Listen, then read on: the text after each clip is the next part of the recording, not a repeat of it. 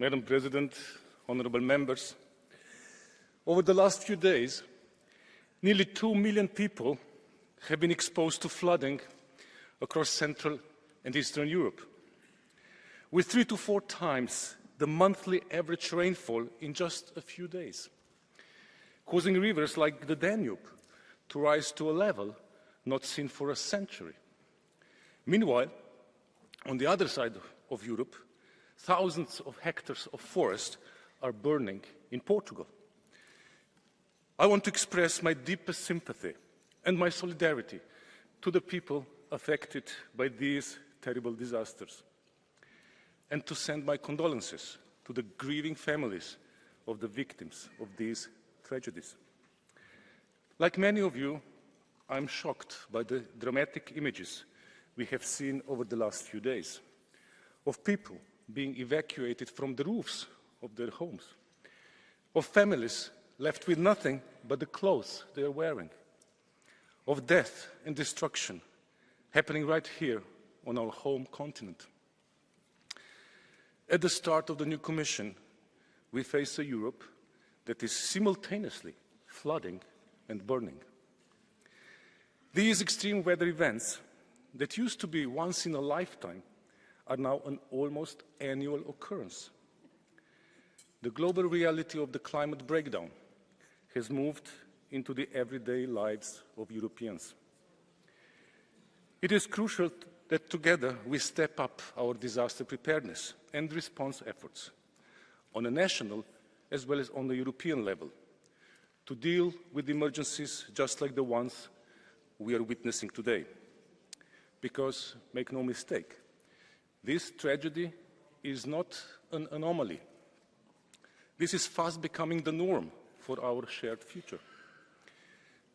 The European Union is rising to this challenge, developing our crisis preparedness and response capacities through the EU Civil Protection Mechanism to keep pace with the ever-increasing rate of disaster.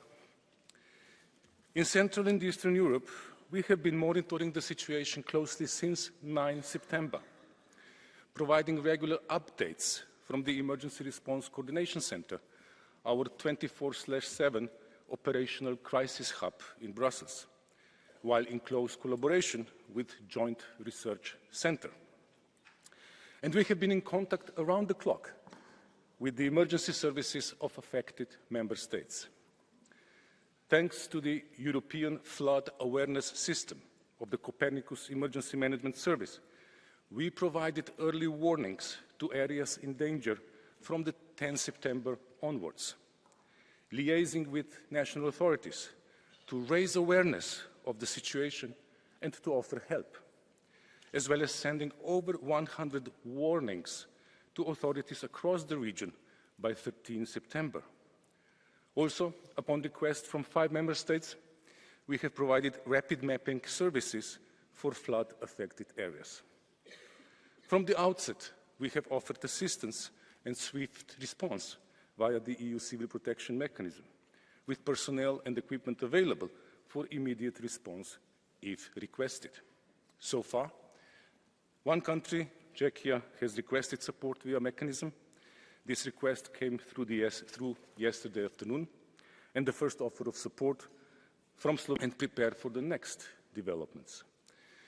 We expect exceptionally high water levels as lower parts of the Oder River in Poland peak tomorrow, along with lower parts of the Danube in Hungary at some point later today. Besides immediate response and assistance, member states can also consider later on requesting financial support from the EU Solidarity Fund, following damage assessment in line with the Solidarity Fund provisions. Honourable members, today we mourn this tragedy and we stand in solidarity with the victims. But we must also look into the future and make sure we are ready when the next disaster strikes, because we are already living in an age of crisis. Europe is the fastest warming continent globally and is particularly vulnerable to extreme weather events like the one we are discussing today. We cannot return to a safer past. We cannot afford a year off. And we cannot expect current levels of preparedness to protect European citizens from this new, higher level of threat. We must therefore strengthen Europe's disaster response capacity by strengthening the EU civil protection mechanism, including ensuring adequate funding. This increased disaster response capacity must be matched with increased preparedness, prevention, and resilience efforts. Because preparedness is an investment in our future. Every €1 invested in prevention and preparedness typically returns from 2 to 10 euros from avoided losses, response costs, and other advantages. The average cost of disasters in the 1980s was €8 billion per year. And in 2022, the damages surpassed €50 billion per year, meaning the cost of inaction is far greater than the cost of action. And that is why we have embraced a common EU resilience agenda, establishing in February last year the 5 EU disaster resilience goals to strengthen collective resilience across European, national, and local levels, as well as building our cooperation across the civil protection community and beyond to ensure we stand together against the growing threat of disaster. Concerning floods and other extreme weather events, it is important to mention that the Commission is working closely with Member States on implementing the Floods Directive and on a robust European water resilience strategy, acting together to build cross-border resilience. One of the key lessons we learned throughout this mandate is that such challenges cannot be tackled solely through the limited portfolio of civil protection. It requires an all-hazard and all-of-society approach with cross-sectoral cooperation in all areas on both policy coherence and funding. I therefore strongly welcome the President's recognition of the importance of preparedness in the portfolio of my successor. As the Commission President also announced in the political guidelines, the new Commission will work on strategy that will be inspired by the report on civil and military preparedness presented by former Finnish President Sauli Niinistö later this year. Honourable members, the challenge ahead is larger than ever. But I have faith that together we can build a more disaster-resilient, safer Europe. Thank you. Thank you very much, Commissioner Lenarčič. Now I start with the representatives of the political groups, starting with the EPP group, Bogdan Zdrojewski.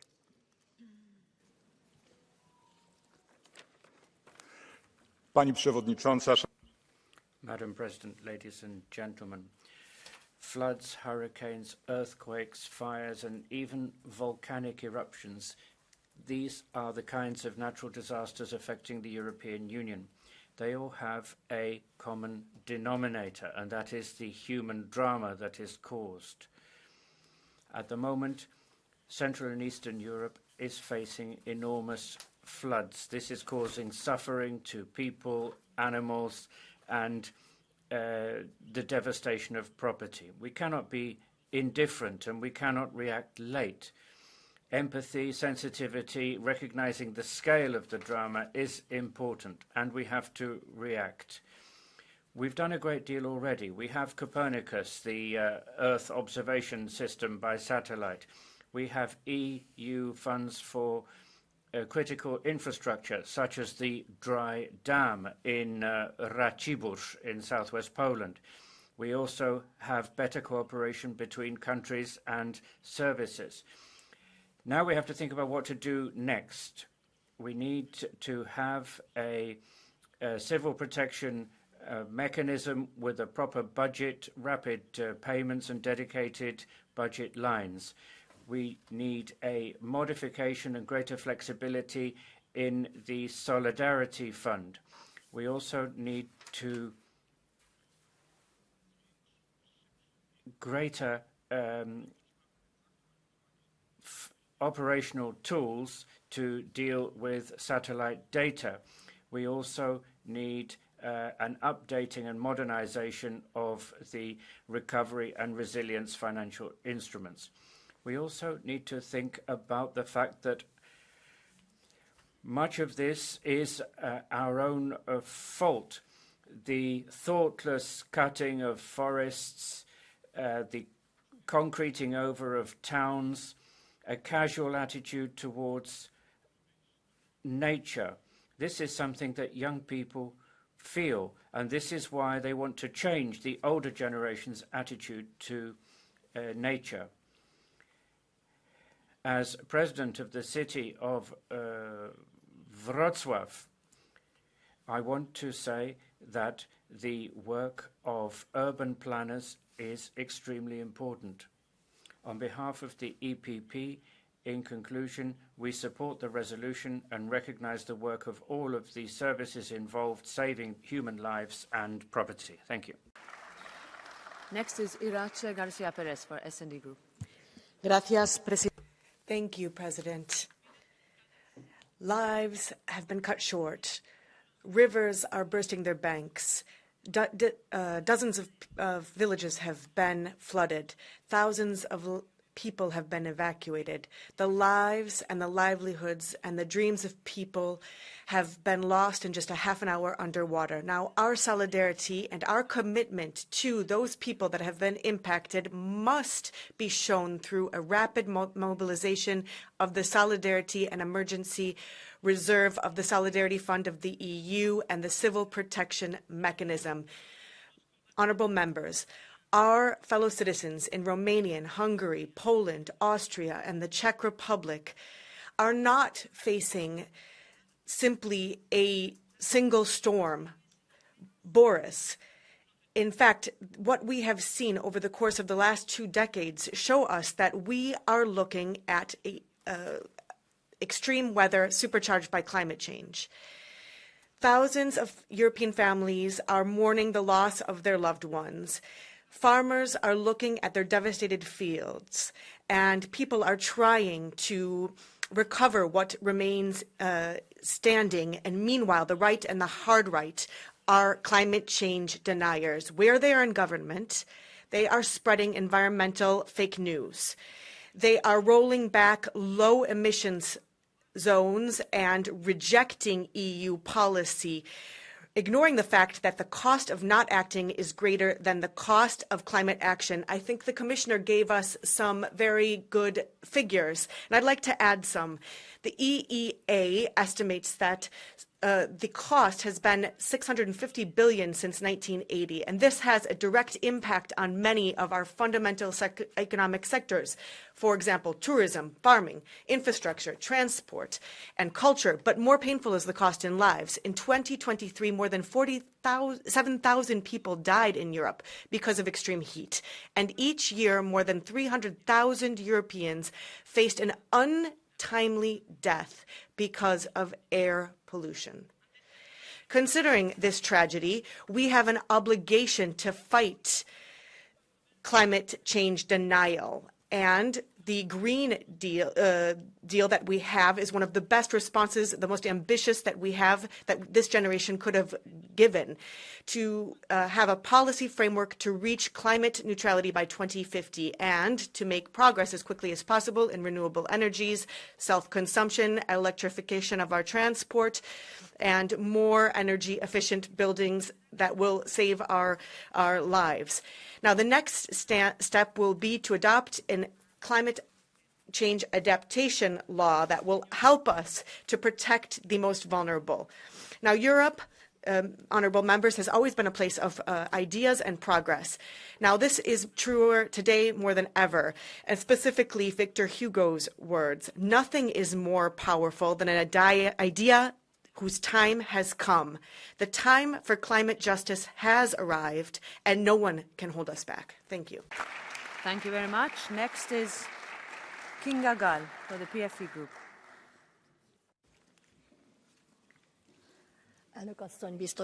Thank you very much, Madam President, Commissioner, colleagues.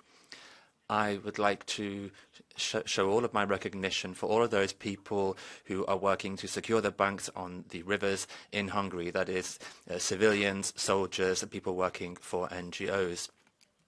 Now, these are unprecedented floods.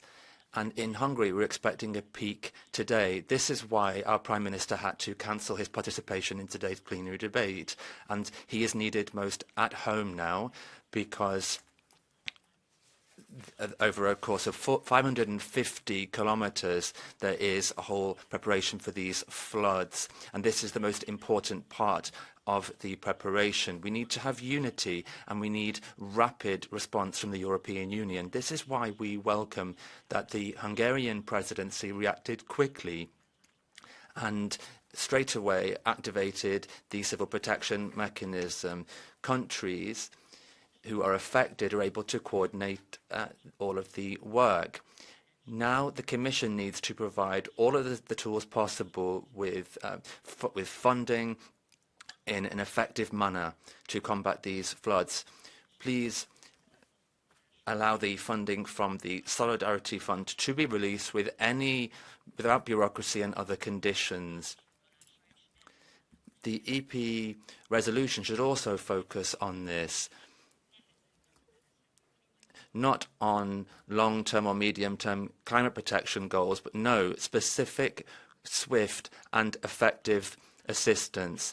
Central Europe and in Hungary, people are fighting against the floods. Thousands of soldiers and civilians are working there on the dams. Now we need to have help from EU institutions and we need to show our solidarity with them. Thank you.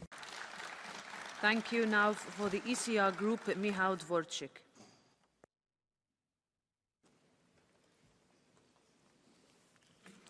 Szanowna Pani Przewodnicząca. Madam President, ladies and gentlemen, Poland is struggling with extreme floods in lower Silesia and other parts of Poland. People are losing their homes. Thousands of people have been evacuated. Some people have even lost their lives. Where I come from, in Silesia, there are many villages where you simply cannot believe what has happened. They are unrecognizable.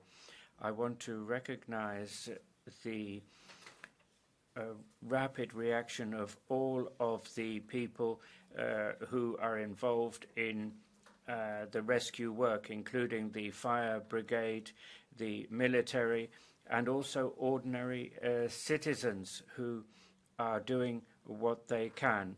This is true solidarity in action. It will take months for normal life to resume, possibly years. Houses have been destroyed, as have bridges and roads, cultural sites important for our history. Help is urgently needed, and it's needed now. I therefore call for two things: the release of funds from the EU Solidarity Fund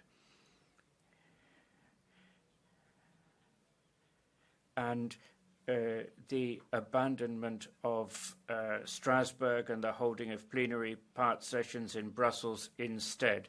The money saved can be used to deal with the consequences of the floods. It's very important for infrastructure to be rebuilt.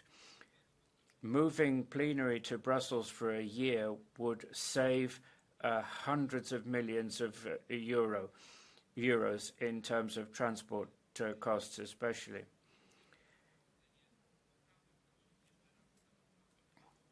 The ECR calls for help not just in the form of words, but also immediate funding for reconstruction. Thank you. Valérie Ayer. Merci, Madame la Présidente. Thank you, Madam President, Commissioner, colleagues. Poland, Romania, the Czech Republic, Austria, Slovakia, Hungary. There are houses that are cut off from the grid, roads that are cut off, dams that are overflowing, and thousands are impacted by Boris. Now, first and foremost, I should like to think about the victims and all of those casualties. Boris is not something that comes out of nowhere. It is something that shows that we are unprepared for these types of extreme weather events. Climate change is the main challenge that we have to face at this time. This storm shows us that there is no possibility for backtracking in our climate action. There is no hidden agenda in the climate, and we need to have European ambition. The more cooperation amongst Europe, the better our response will be. We should use all of the means that we have available to assist those who are victim. And thank you, Commissioner, for mentioning the civil protection mechanism to assist those in cases of extreme disasters that know no borders. And this assisted Portugal, where there were Italian, Greek, French, and Spanish aircraft sent to Portugal, Copernicus as well, to assist the work on the ground. All of these mechanisms must be bolstered. So yes, let us assist. Yes, let us rebuild. But we need to have unprecedented investment for climate adaptation. Commissioner, you reminded us that this plan was set to be announced before the summer, but we saw the mission letters that were presented yesterday, and what we saw is that in the current state, they are lacking. Therefore, we are asking for this climate adaptation plan to be something that is not vapid. We need to have the infrastructure to see which infrastructure is at risk, which areas are at risk, so we can invest there first and foremost, in our ports, in our dams, in our plants, to avoid the disaster that we saw in the Polish dam. Now, we need to be able to have climate stress tests. All of our infrastructure is at risk and nothing less. So let us state loudly and clearly that we will be up to the task. Thank you. Now for the Greens Group, Terry Reintke.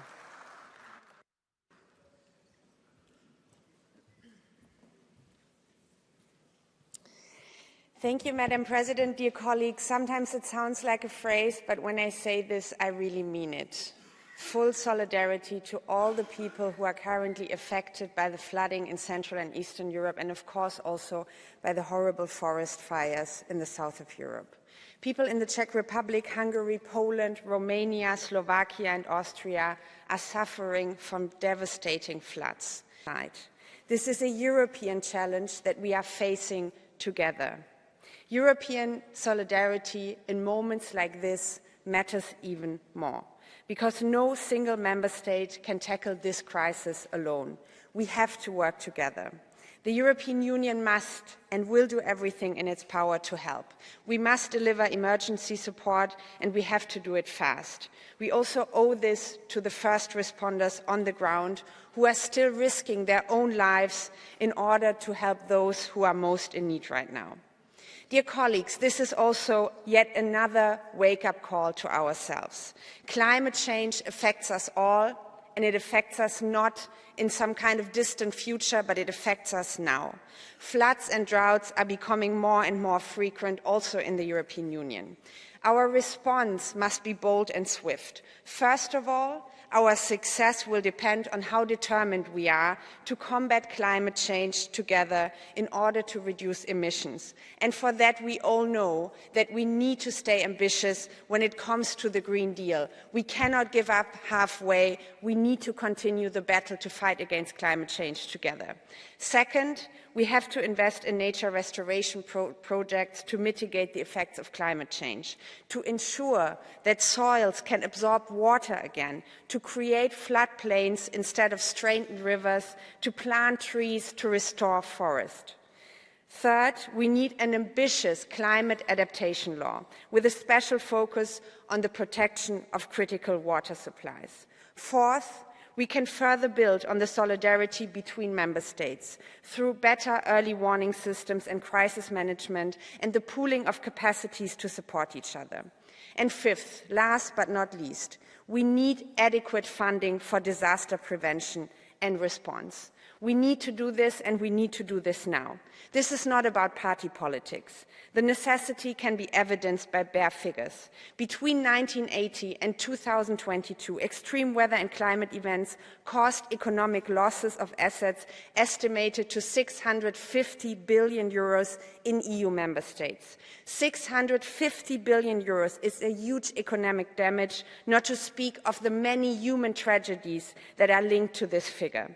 Let's work together to combat climate change and its devastating effects, colleagues. Because one thing is clear, the fight against climate change will be key for European cohesion, for our shared prosperity, and for our common future on this planet. Thank you very much. Thank you, Ms. Reintke. Now for the left group, Vice President Omarjee. Madame la Présidente. Madam President, thank you. Colleagues, first and foremost, our thoughts and solidarity are with all of the countries that have been impacted, the local and regional authorities that are currently facing this disaster. Our condolences to the families that have suffered losses. In 2021, I recall, I was standing here at this rostrum following the floods in Germany, in the Netherlands, and in Belgium that left 300 dead. Our European Parliament at that time adopted a number of reports and advocated for a number of different specific measures to be able to transform the European Solidarity Fund that, as it stands today, does not have the budget and is not adapted to the new reality. This is unacceptable for the population of the European Union, victim of these floods, that here we are a year late frequently. Local and regional authorities are left with nothing. Therefore, we need to, without delay, reform the European Solidarity Fund of the European Union. Moreover, we must commit to veritable regional strategies for climate adaptation. Now, I should like to convey to you the fact that we have a new paradigm.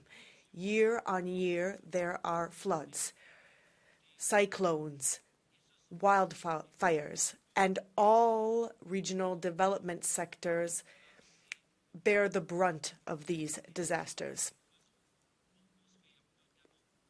All of the efforts that we make to rebuild with the ERDF have been brought to their knees, and we then have to rebuild, and the cost of inaction is overwhelming.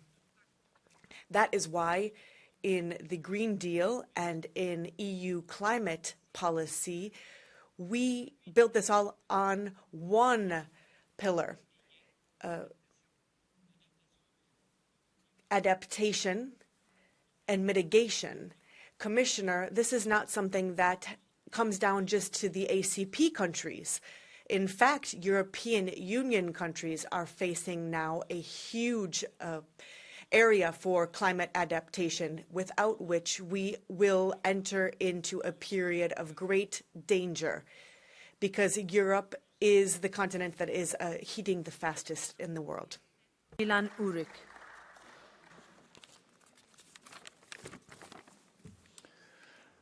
Kolegovia, viete, ako by Európska... Colleagues, do you know what the European Union can do to help people with these floods? Stop coming up with these crazy ideas like battery cars. How would your battery cars and battery bulldozers cope with floods like this?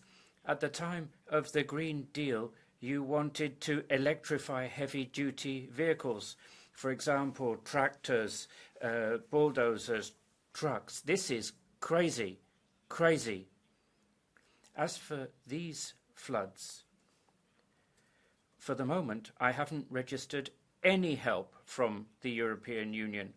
And this is exactly where European solidarity could be and cohesion could be translated into action. You don't need to help only migrants coming from Africa, paying for their food and social benefits and housing.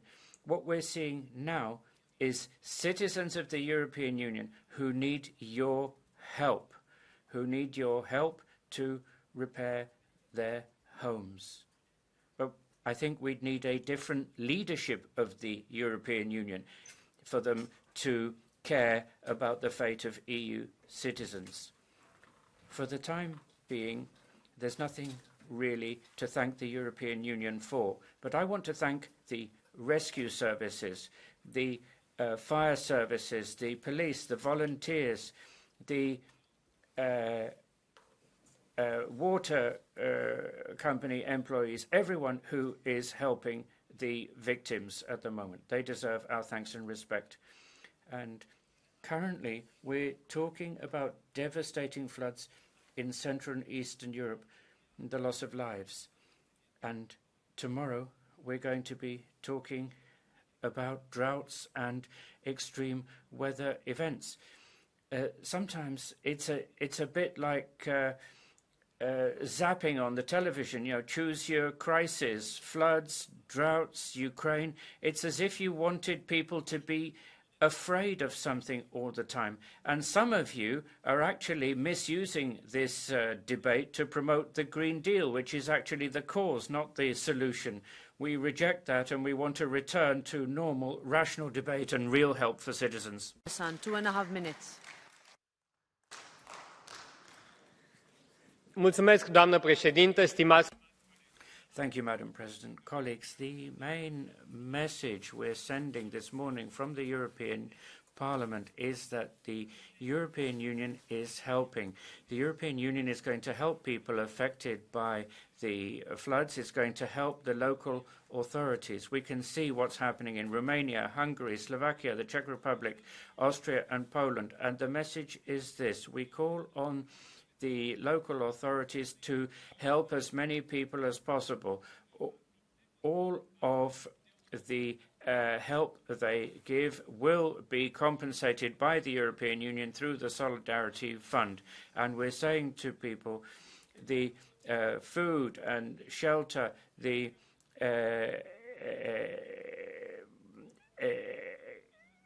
all of the rebuilding costs for roads and power lines, all of that will be compensated by the European Union as soon as possible. Secondly, the European Union budget is adopted for a period of 7 years. For the current 7-year period, we have 7 billion euros for unexpected situations, which in reality is insufficient. 7 years is a long time, and we have a great many unexpected events. As the Parliament's rapporteur for the multi-annual financial framework, I say we need more flexibility, we need more reserves so as to be able to react more quickly and more comprehensively to help people in times of crisis. Thirdly, prevention, and some colleagues have said this, where local and central authorities have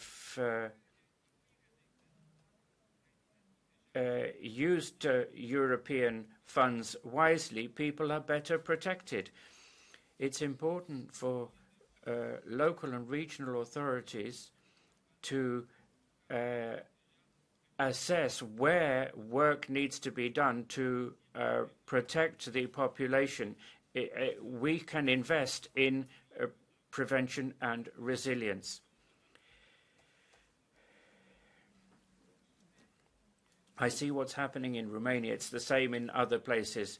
The fire services, the volunteer fire brigades, the other rescue services who are helping people in alarming situations. I want to thank them all for the tremendous work that they're doing, saving thousands of lives. We're going to help rebuild. We're going to make Europe more resilient so that people will be better protected in future and won't suffer the same way. Thank you. We can do this together. Thank you, President. Dear colleagues, first and foremost, my heart goes out to all those affected by the recent floods. I think we have a profound responsibility to enhance the preparedness for such events. And today, unfortunately, we are not talking about the flood of the century, but about the century of floods. Climate adaptation is not a plan B anymore. It's no longer enough, however crucial, to only mitigate for climate change. You must now also learn to live with the consequences, which are here and now, and which hit the most vulnerable European citizens and regions the hardest. Regions where we can expect probably more of these type of extreme weather events. And I think a European climate adaptation strategy, a mechanism to improve the resilience, to be able to cope better with extreme weather, is necessary. We have to look at infrastructure, at buildings, and at the financial means to compensate. We cannot leave these people behind. We cannot leave these farmers behind. We cannot afford to have these debates annually in response to disasters. It's time to take decisive action. We must prevent such strategies and take our preparedness seriously. Only then we can build a resilient Europe that really can cope with the effects of climate change. Thank you very much. Thank you very much, Mr. Shahim. Klara Dostalova.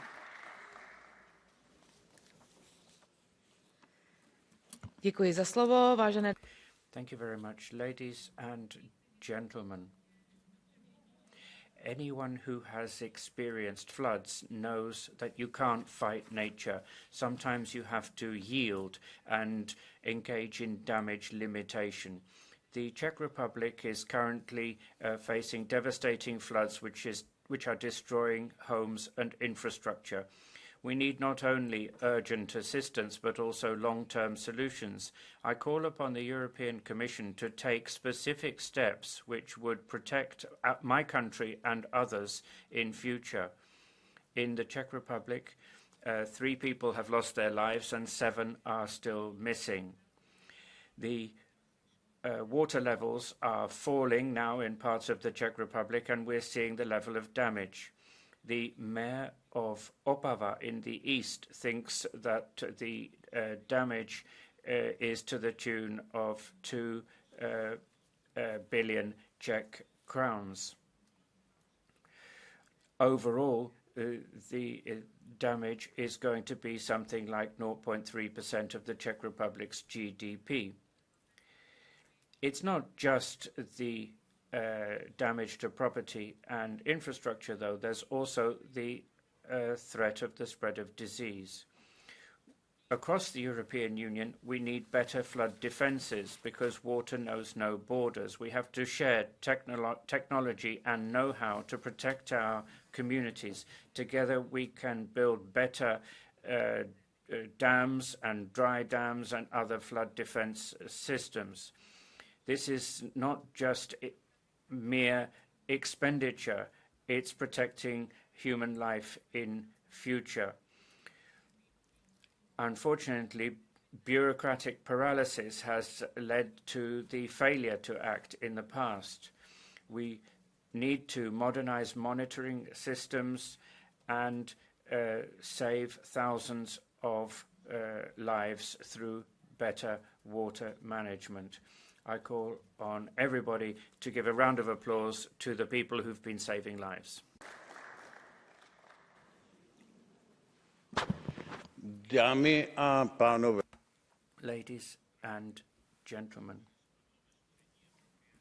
Central Europe has seen extreme levels of precipitation in the last few days, and my country has seen the most. The level of damage is going to be enormous, to the tune of hundreds of millions of crowns.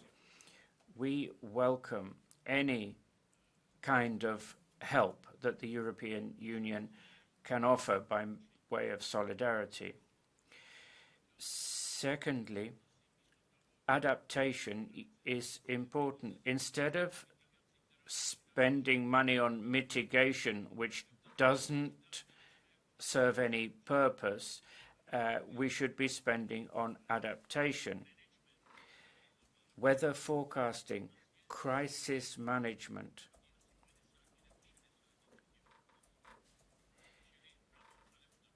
Yes to adaptation. This time 3 people have lost their lives. In the past it was 50 or 60.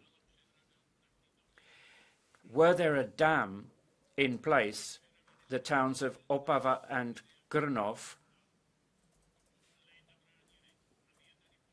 need not be underwater.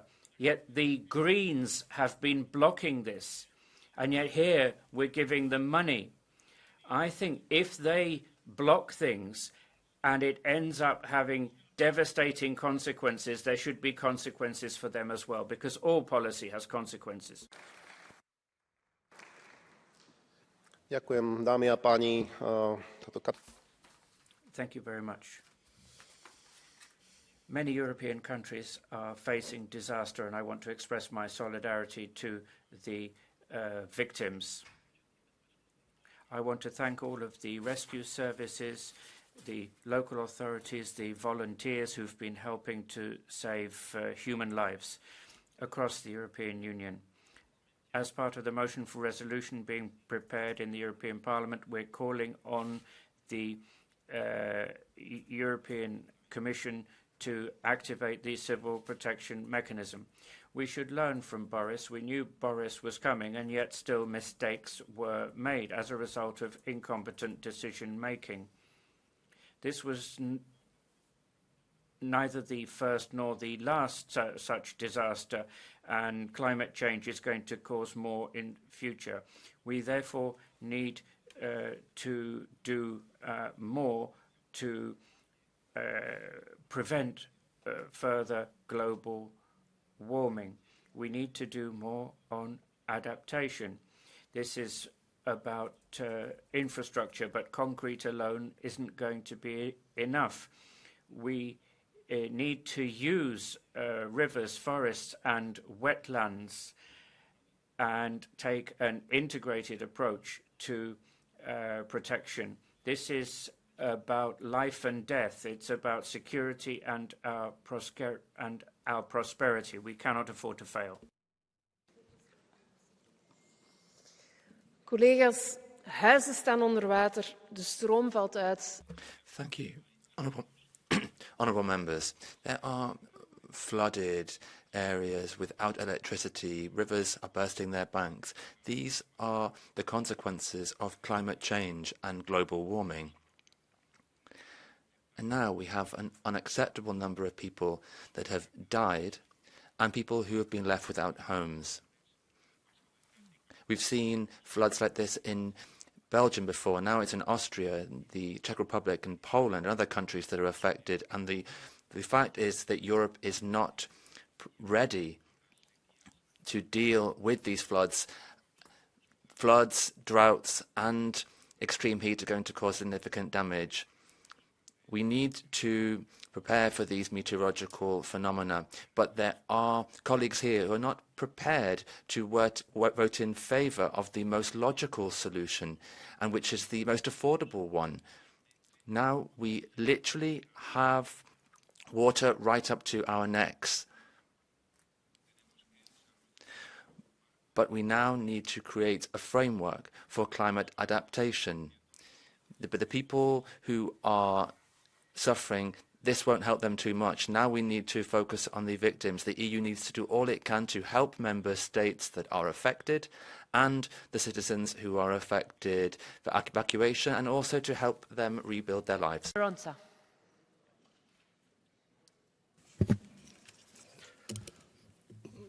Headphones, please. You will need to. I will speak in Polish. They're underneath the restroom.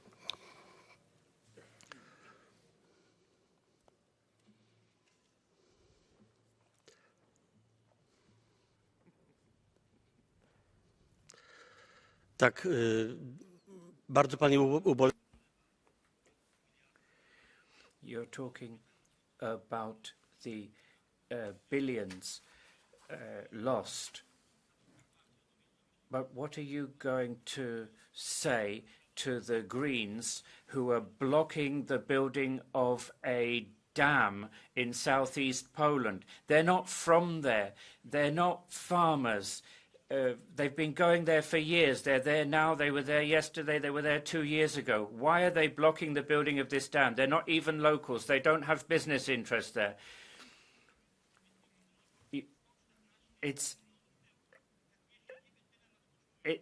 This is coming here is costing us 114 million euro. Ms. Mathieu. Look, like I said, I think the victims and indeed help them. But we need to look at the long term as well. And for me, sometimes dams can be the solution, but we also need to look at those natural solutions, because that is actually the way to do it more cost efficient, and it's a win-win both for the climate and for the adaptation. So I don't know the specific case of Poland and the dam there, but I think we need to look at those long-term solutions, and we need to make sure that nature protection, the climate, and indeed adaptation goes together. Thank you. Let's go to Mr. Konstantinos Arvanitis. 1.5 minutes. Κύριε Πρόεδρε, καλημέρα σε όλους. Madam Chairman, good morning, everyone. Our sincere condolences to those affected by the floods, to those who lost their lives and their families, and the left offers full solidarity.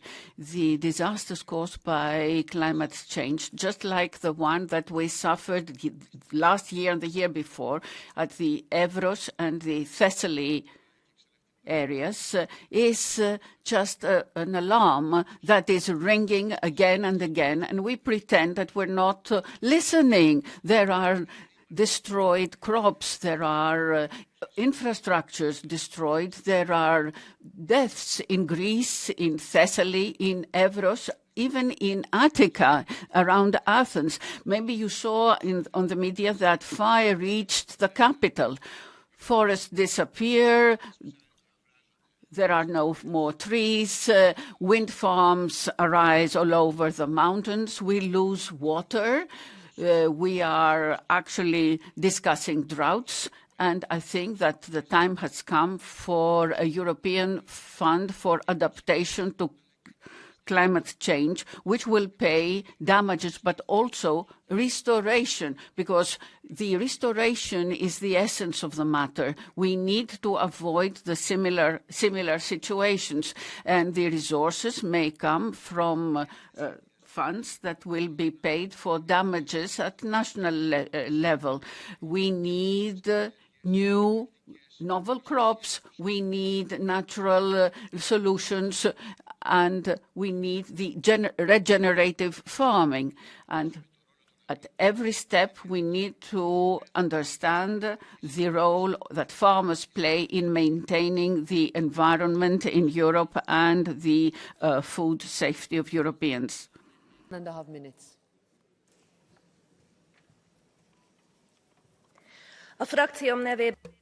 On behalf of my political group, I'd like to express my gratitude to those people who are working to secure the banks of rivers in order to save people's lives and buildings.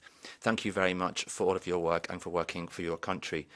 In Hungary, the problems of flooding and desertification go hand in hand. In the 19th century, the rivers were regulated, and this destroyed the natural water balance of the region.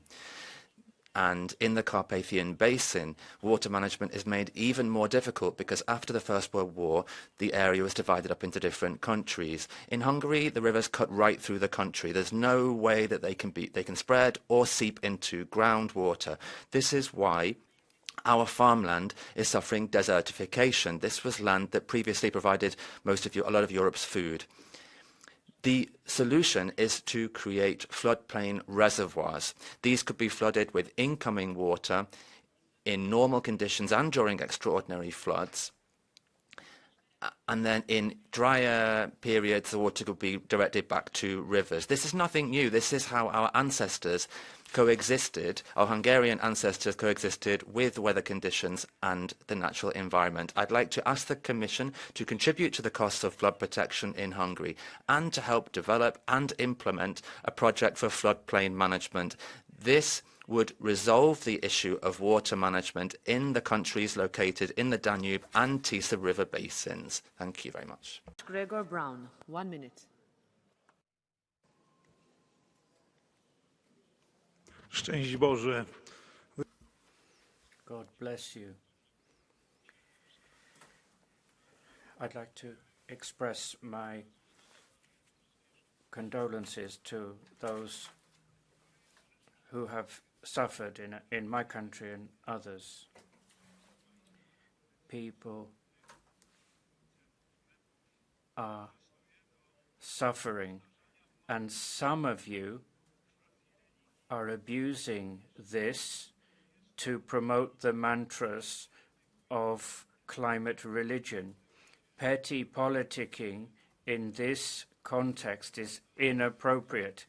People are suffering, and you, with your Green Deal and your Blue Deal, are making people suffer further. All that belongs in the dustbin.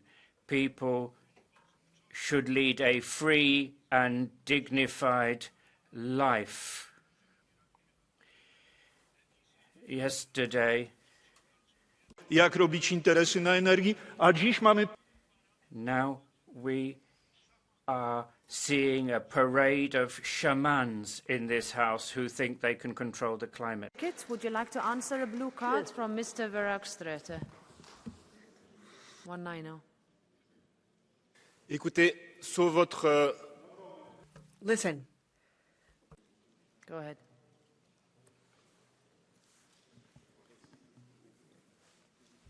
Sur votre respect... Well, I think that you should stop being hypocritical. Tell me when you are ready. You can hear? Perfect. Écoutez, sur votre respect... Listen, I think you should stop being hypocritical. Yesterday, with the hard right, you criticized the environmental measures that mean that we can fight climate change. And you speak out against any type of solidarity on civil protection or any initiative to invest in trying to anticipate and be resilient. So really, stop being hypocritical. The victims deserve better than your hypocrisy. You can answer. Szanowni Państwo, szanowni...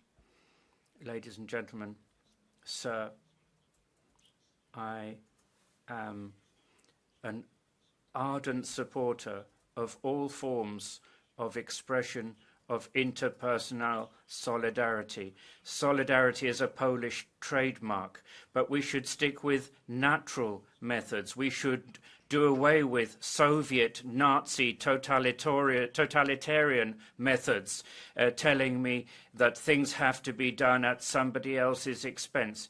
The Solidarity Fund, congratulations. Have a look. Who needs it? Show your generosity. But against against this rain, the Germans are doing away with Schengen and the Austrians bringing back border controls. What is the point? Ms. Kerzenier, 2 minutes.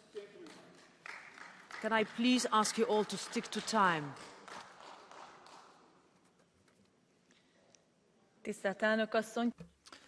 Madam President, colleagues, today, instead of the debate on the Hungarian presidency, we're talking about extreme weather events caused by climate change. In a rare display of shared responsibility, Hungary's Prime Minister and the leader of the opposition, who is our colleague, and the chair of the TISA party, Péter Magyar, have both been leading the charge of flood protection in Hungary. Péter Magyar has been working with thousands of volunteers in order to secure the riverbanks on the dams. I'd like to thank them in particular for their work.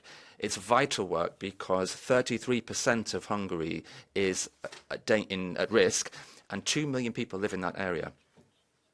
Here in Strasbourg, it's our task to work on European cooperation in the interests of protection and recovery. And I'd like to thank my colleagues for their openness and for their commitment, for allowing this topic to be put on the agenda and for allowing us to express our solidarity with the people who've been affected by these problems in Central Europe, including Hungarians. I'd like to thank the Commission for their swift reaction. European Parliament TISA party MEPs are going to work together very closely with the Commission in order to ensure that Hungarian citizens get access to funds as soon as possible. However, we cannot ignore the fact that we need long-term solutions across a whole system. Our party is called TISA, and this is also the name of the second biggest river in Hungary. The TISA party is committed to bolstering Europe's water security, and it's also in favour of adopting a new strategy on European water resilience.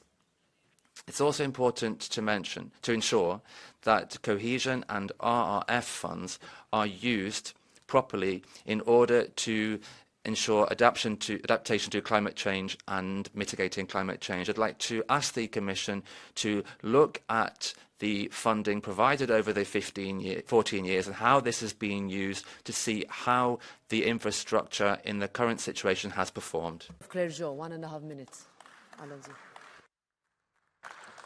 Merci, Madame la Présidente. Thank you, Madam President. Commissioner, I should like to also express my solidarity to all of the victims, the local authorities, the volunteers, the emergency workers who are standing with them. I'd also like to salute the European Civil Protection Mechanism that organizes European solidarity in this crisis. And yes, we need a solidarity fund. It's not enough. And we also need a repair and rebuild fund that does not steal from the coffers of cohesion. So I'd like to also salute the disaster resilience goals. We're waiting for the hearing so that we can see the European plan for civil protection and adaptation to climate change. We need to be consistent in all of these areas to be ahead of the curve and to adapt and to mitigate. Now, we need to stand up against the hypocrisy of the hard right that conflates consequence with cause, that speaks out, refuses the budgets, and will not accept the fact that this is the impact of climate change and the impact on our farming. We shouldn't just look at mitigation, but also adaptation. They have a cynical view of that. Now, I'd like to state that in Africa at this time, there are 4 to 5 million people who are experiencing flooding. Hundreds are dying in Africa. We must have solidarity with them as well and finance development in Africa and their climate adaptation policies. Thank you. Thank you very much. It's good to see all of the colleagues, and I'd like to now give the floor to Madam Bartusek. Ladies and gentlemen, A few days ago, many people in Central and Eastern Europe lost their homes. It's a tremendous loss, which it will be difficult to overcome. Some regions of the Czech Republic were badly affected. We have to recognize the work of volunteers, the volunteer fire brigades, and rescue workers. Thank you. A few days before the floods, there was an undignified debate in the Czech Republic about remuneration for rescue workers. Volunteer firemen are, for example, not paid for their work. The Oath movement has been calling for better pay for rescue service workers for many years to enable them to protect our citizens.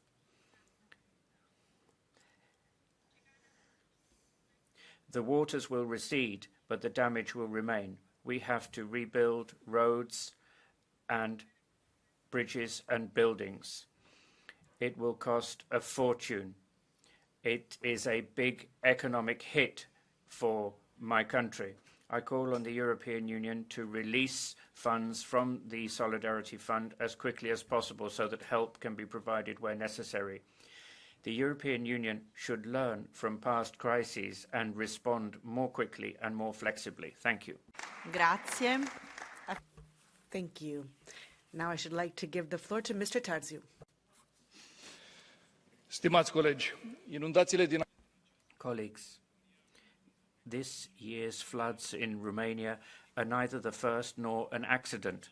Every now and then, my country suffers floods. Romania needs urgent financial assistance, but it also needs political and administrative help.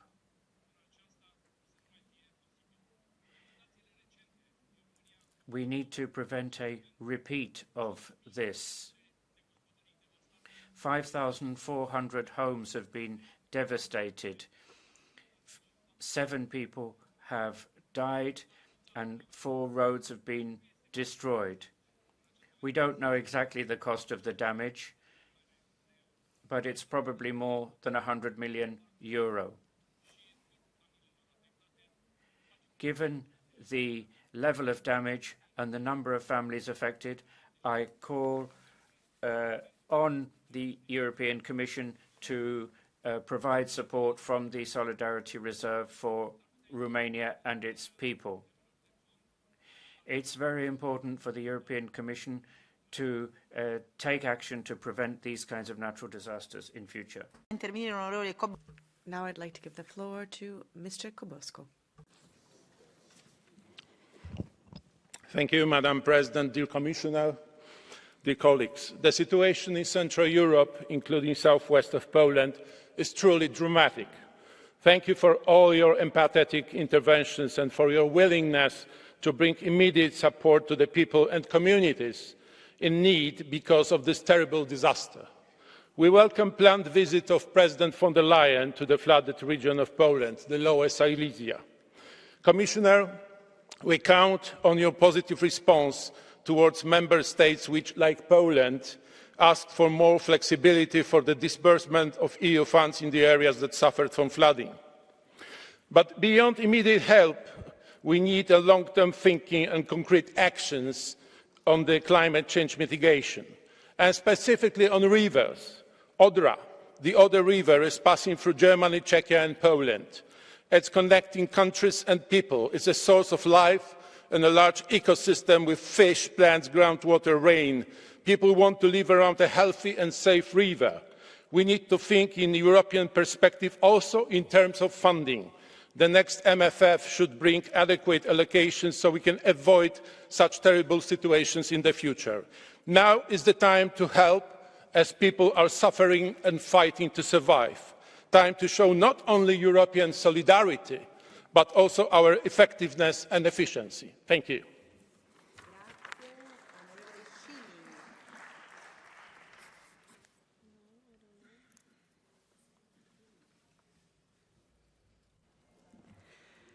Dear Chair, dear Commissioner, dear colleagues, Die Bilder aus Österreich und aus vielen The images from Austria and many other EU member states that we've seen are overwhelming. These are lives that have been destroyed, and these are people who have lost their lives or their homes. I'd like to share my deepest condolences with all of those who are affected, and I'd like to show my gratitude for all of the emergency services. Now, these images, we will continue to see them in the future more and more. And this is no accident. This is the reality of a serious climate crisis. For decades now, we have been warning about this, and people haven't listened. And now we're here. Colleagues, now it would be a good time to do something different. We cannot continue with this policy of destroying the world, and it's not enough just to react to disasters and then be affected. No, we actually need to see the climate crisis as a security risk for Europe and take it seriously, and we need to move away from fossil fuels. If we do not act now, then we will be paying the price, and the cost will go up an unbelievable amount. This is about us and our future. Thank you very much. Mr. Everding. Vielen Dank, Frau Präsidentin. Thank you very much, Madam President. Commissioner, colleagues, I'd like to express all my sympathy with victims. This is the worst floods in centuries. In here, we hear on the strategic dialogue, and once again here, that most MEPs are calling for better civil protection and disaster protection. But what about combating disasters, higher dams and more compensation, thicker walls? Perhaps we could talk more about the causes of climate change rather than constantly dealing with the repercussions of it. Some people here on the right in this room would like to forget about it and continue eating red meat, etc. No, what about climate change? The way we live and the way we consume impacts climate change. And then we see the loss of lives and we see climate catastrophes. And more green areas and farmland is disappearing, and they're being destroyed for the sake of transport, for example. We therefore should work together to save human and animal lives and do something about climate change and tackling the causes of climate change. I'd like to end with the words of Paulo Coelho. The world always changes based on example, not on opinion. Thank you very much. Madam Zajakowska-Ernek, please. Szanowni Państwo, jest... Ladies and gentlemen, I find it extraordinary the way people are doing their best to help remove the damage caused by the floods. I want to thank all of the services, firefighters, police officers, charity workers, and all people of goodwill who are showing solidarity and selflessness at this difficult time. However, we need to understand the causes. We should not be indifferent to the actions of pseudo-ecological activists.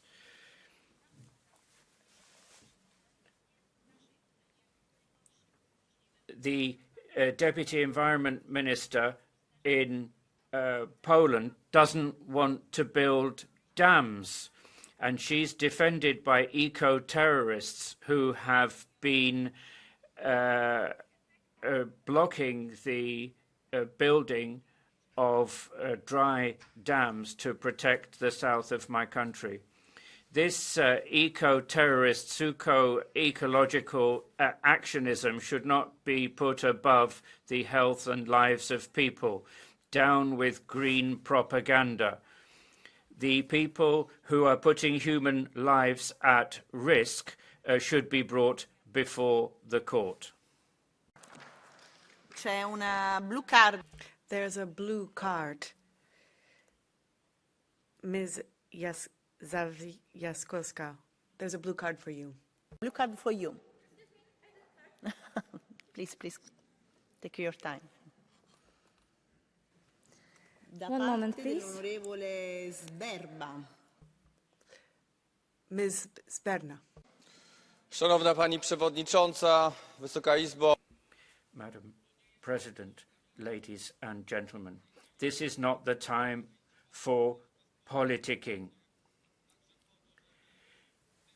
This debate is happening thanks to the Polish delegation. There are people suffering in Poland. Ursula von der Leyen is on her way to Poland, and we are calling for the activation of the civil protection mechanism. You are from Poland. You should be helping the people of Poland. You should not be practicing disinformation and propaganda. Please. Minister waszego rządu.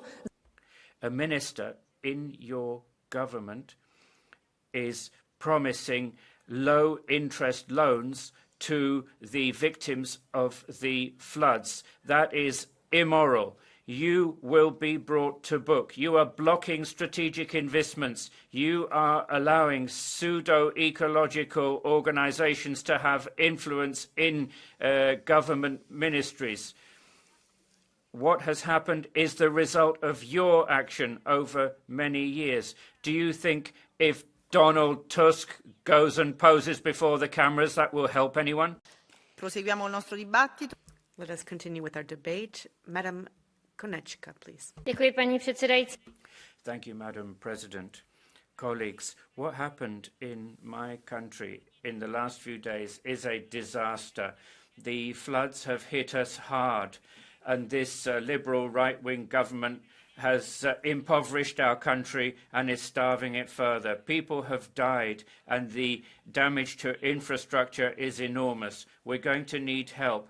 One of the few sensible instruments that Europe has is the Solidarity Fund. The EU has a last opportunity to show the people of the Czech Republic that it's not there to fund ridiculous wars, to buy weapons and make things worse. If the EU is there to help, it should help now when people are suffering. Colleagues, Commissioner, bear in mind that if you send the money quickly, it will actually help. There's no use just making paper promises. And I want to thank all of the rescue services in the Czech Republic, which have done an extraordinary job. Thanks to the fire service, thanks to the ambulance service, thanks to the police service, we have as few victims as we have. Prego. Thank you very much, Mr. Lepaka. Werte Kolleginnen und Kollegen. Colleagues,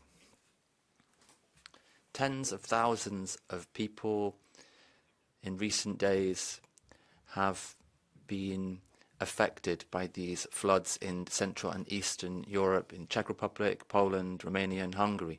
They've been affected significantly. In Austria, we've never seen in such a short space of time to have such participation as we've seen in recent days. And I think about these people who are affected and all of the organizations that are involved in dealing with it. I'd like to thank them for that. But here in politics, we also need to do our job. Our regional and national governments are doing all they can to resolve this issue. But the European Union also has a role to play. In my view, EU Civil Protection Fund plays a key role because it's here where the EU can show solidarity and is showing solidarity. European Commission is the best adapted to coordinate efforts and to help cover costs. And Austria has also provided help many times in the past. When we think about the different lender of Austria, and we hope that there will be similar European solidarity now. What's more, the assessment procedures for civil protection should also be concluded as soon as possible by the Commission, because we will continue to have disasters in the future. Climate change is here. We have to do all we can to take measures for flood protection and to invest huge amounts of money in order to be able to stop these kinds of floods from happening in the future. Thank you very much. Madam Dobrev, please.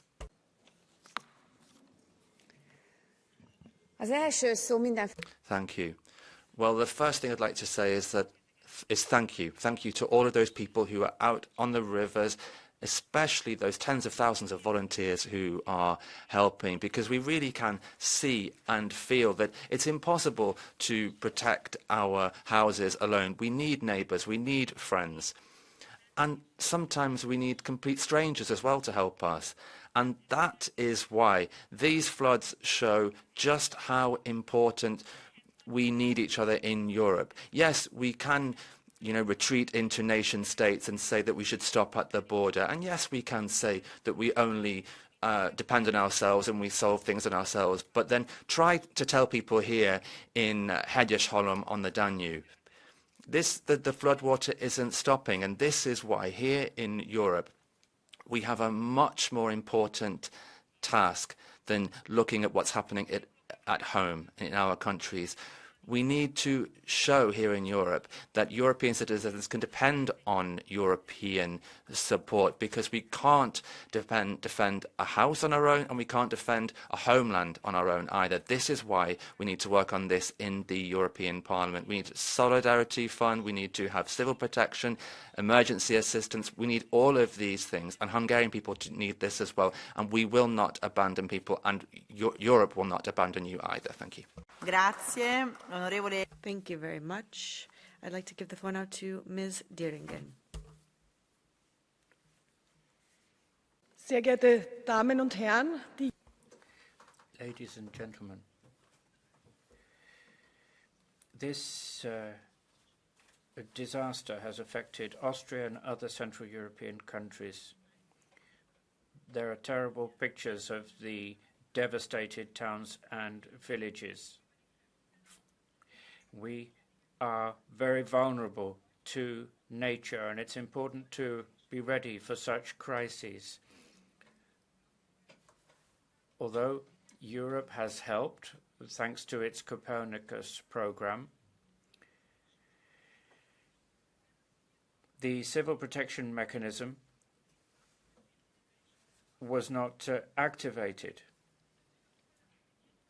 The delay can make a difference between life and death and is unacceptable.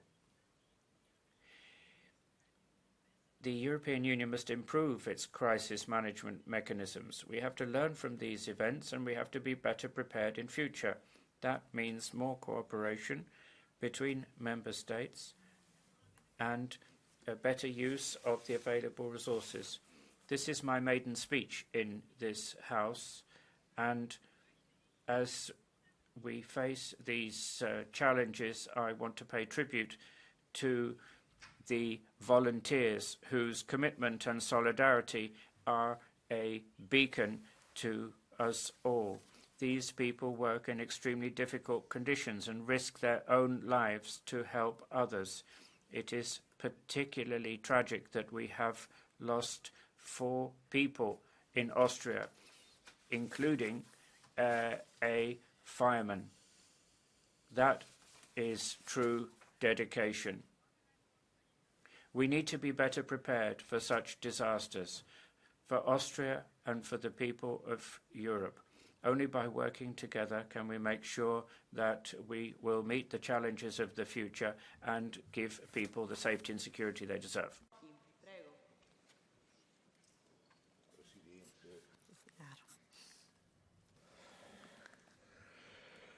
Cari colleghi, Colleagues, first and foremost, I should like to state that I stand with the victims, with the family of Mr. Ciccarelli, who is a firefighter who died in Foggia.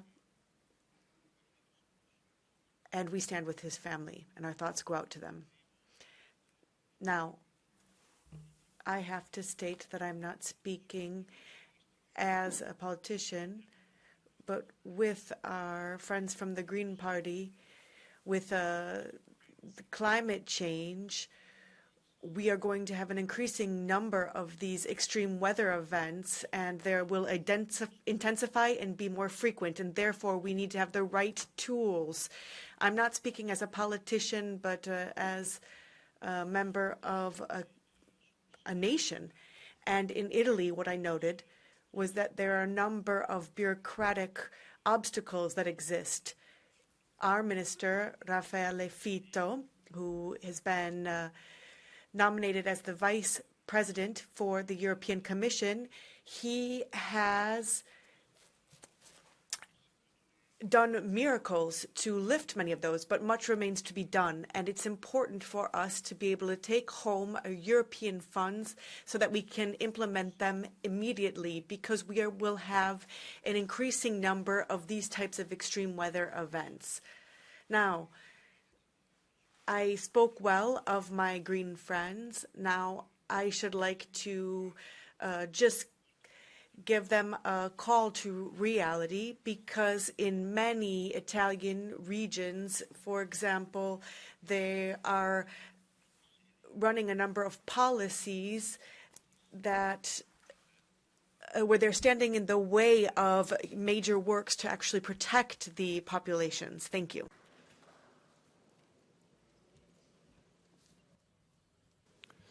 Mulțumesc, doamnă. Thank you, Madam President.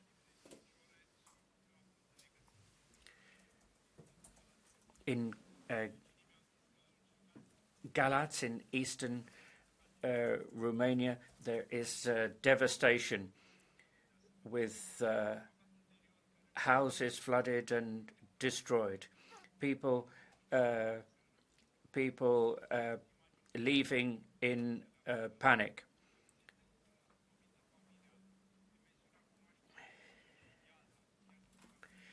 I've been speaking to the people about the damage caused. It is absolutely essential that we do more. We need to identify from the point of view of public health the places that are at risk of disaster. They need help from cohesion policy. It shouldn't just be the Solidarity Fund which kicks in after a disaster.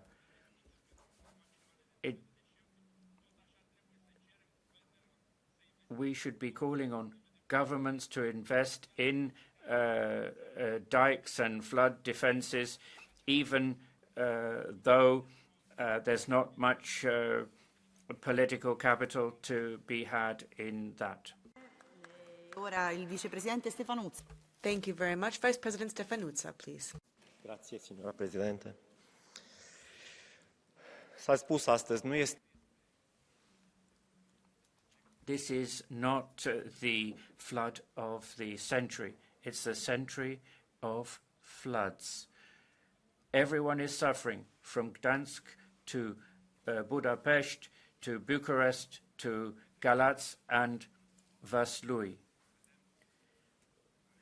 We've seen the devastation, bridges brought down like sandcastles. An extreme right Romanian representative was talking about the causes, but the causes are climate change. If we want to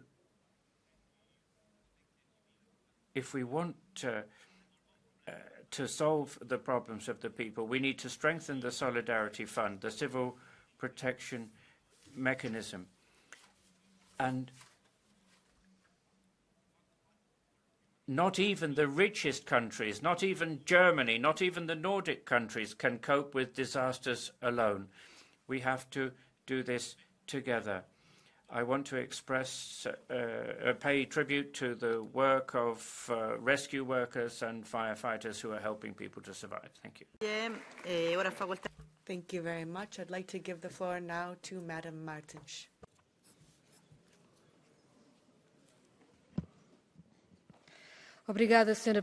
Thank you very much, Madam President. I'd like to thank all of those who are trying to put out the fires in Portugal that are devastating Portugal, and I would like to express my solidarity with all of the people and my thoughts with the victims. European solidarity and the civil protection mechanism is fundamental, but we need more. Now, these disasters can be natural, but yet the causes are human. Climate change is supercharging the intensity of these events, and they are the greatest threat to our people. Every single day, the EU and the national governments need to focus on adaptation, mitigation, and if we do not do that, then that will just lead to further disasters. Thank you. Mr. Geisel, please. Frau Präsidentin. Thank you, Madam President, colleagues. The images of destruction as a result of these disasters in Romania, Poland, Czech Republic, Hungary and Austria have shocked us all. Many people have lost everything. People have needed to pump water out of their cellars, houses need to be rebuilt, rail tracks, bridges and roads have all been damaged. And what's important now is to provide help quickly and without bureaucracy. Now, it tends to work well with the emergency services coordination and perhaps with the military as well. Now, obviously, the European Solidarity Fund has a role to play. Now, even if the funds only represent a fraction of the damage, it is important. And if the damage has been examined by the Commission, often things come too little too late. What we need to do is make these funds used in a more efficient and effective manner. Thank you. Thank you very much, Ms. Nerdova.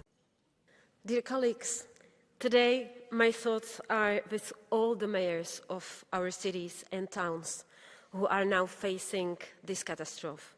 Floods have damaged roads, flooded homes and destroyed essential infrastructure. In Hanušovice, Opava, Jeseník, and in the cities in Poland, Romania, in Austria and Hungary, people desperately need help. A quick operational response is not enough. People need the assurance that they will have the financial support to rebuild their communities and homes. The member state will, of course, offer the help, but the help must also come from the EU.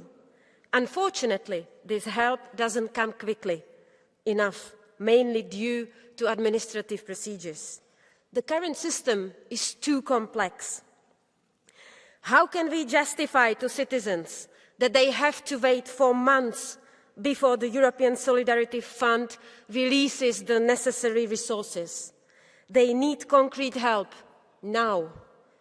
Europe must prove that solidarity is more than just a word. Millions of desperate people are counting on the action, on real help. I urge the European Commission to streamline and expedite the process of releasing the funds. People in crisis cannot afford to wait. Any delay undermines the trust of our citizens, not just in the state institutions, but in the European Union itself. Thank you. Thank you very much. Vice President Negrescu, please. Doamna președinte, domnule comisar. Madam President, Commissioner, we've all seen the disastrous effects of the massive floods caused by Storm Boris in Central and Eastern Europe, which has also cost human life. Thousands of homes have been flooded in Romania. People are calling for urgent assistance.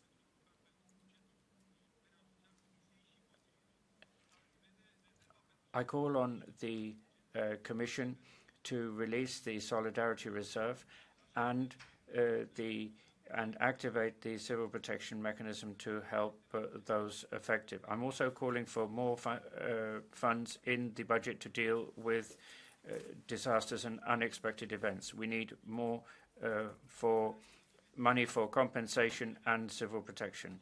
We also need to do more on prevention. The European Commission should come with specific proposals and specific funds. We need to do everything we can now to help people, and I want to thank all of those involved in rescue works and the volunteers. Thank you. Thank you very much. I'd like to give the floor to Mr. Tolassi, please.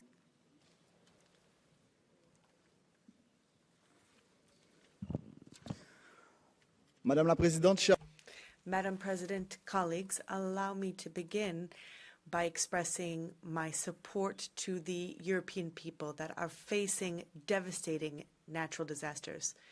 Over recent years, countries in Eastern Europe have been affected by these types of events that are the result of climate change. There is great human loss, and every year the countries seem to have to face this with greater intensity. With the rainfall, we have seen that there's frequently a problem with managing water. In this critical situation, it is imperative for the European Union to stand with those countries that have been hit and assist them in prevention and risk management.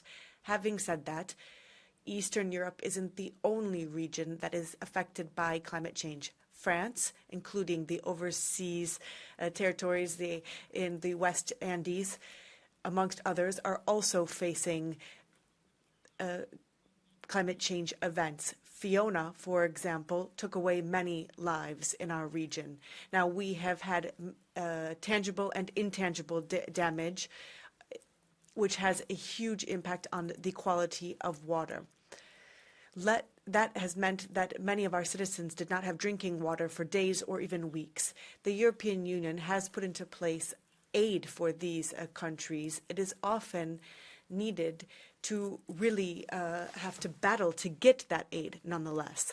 Colleagues, let us undertake to cut red tape, to make sure that we lift administrative burdens, and the long delays to get funds do not constitute a greater obstacle for these places, but rather we find a way to make sure that we get this emergency aid in an effective way. We stand poised to rise to this challenge. Thank you. Mr. Frakos, please.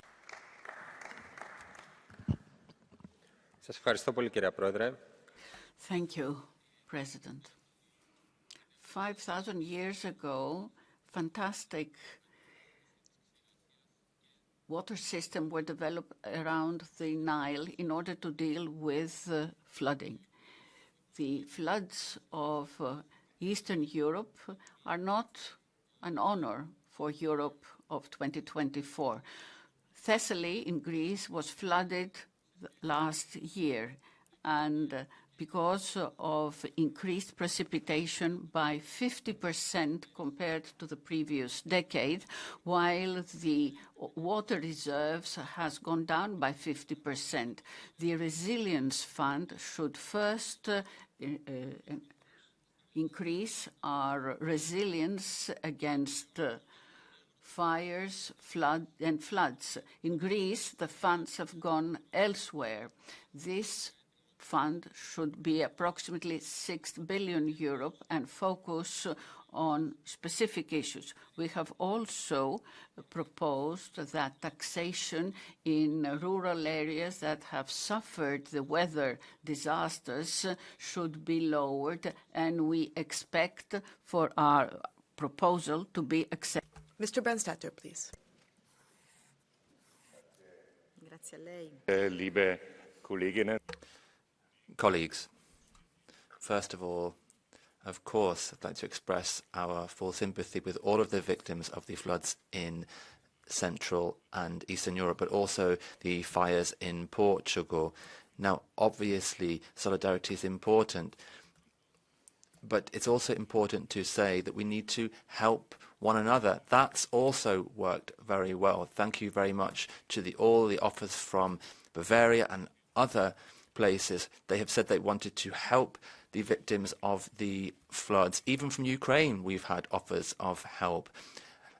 And something else, we have a huge number of asylum seekers in Austria who've also helped out, and they've shown exactly what solidarity means. Now, on the voluntary firefighters, now look at what's happening in Austria and Bavaria. This works very, very well. Cooperation works. Europe is a Europe of science. Yes, of course, we need to believe there is climate change and we need to do something about it. Von der Leyen talks about climate change. Hopefully, this will be implemented quickly. And then just a word on Portugal. My thoughts also go to the victims of the fires in Portugal. Thank you. Mr. Blas, please. Ja, sehr geehrte Damen und Herren, Frau Präsidentin, Herr Kommissar. Madam President, ladies and gentlemen, Commissioner,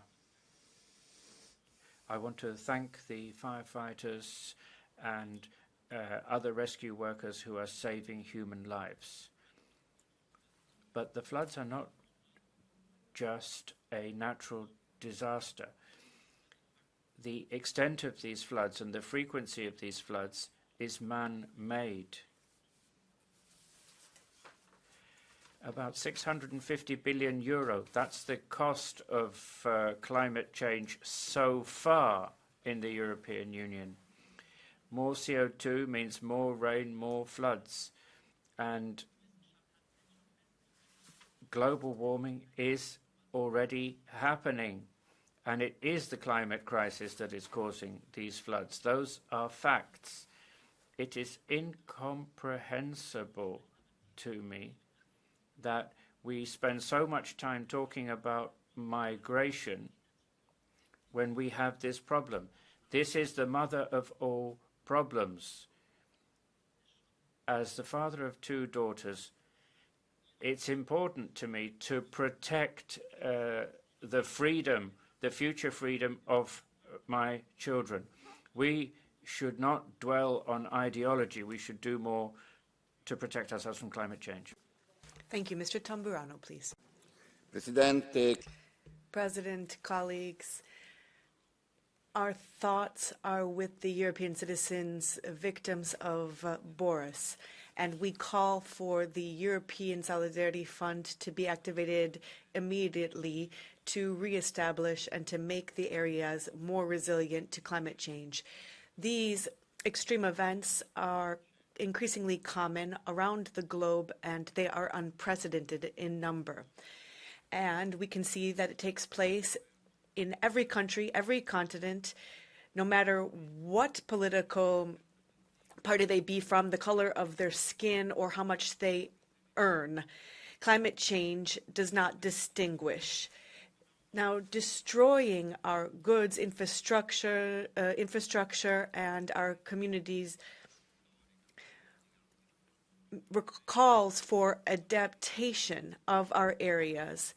And we have a historic responsibility and a moral one to make sure that we remove any obstacles to action to decarbonization, whatever the green or ideologies or costs may be. And we must favor the assistance and emergency assistance to all, and also to climate refugees.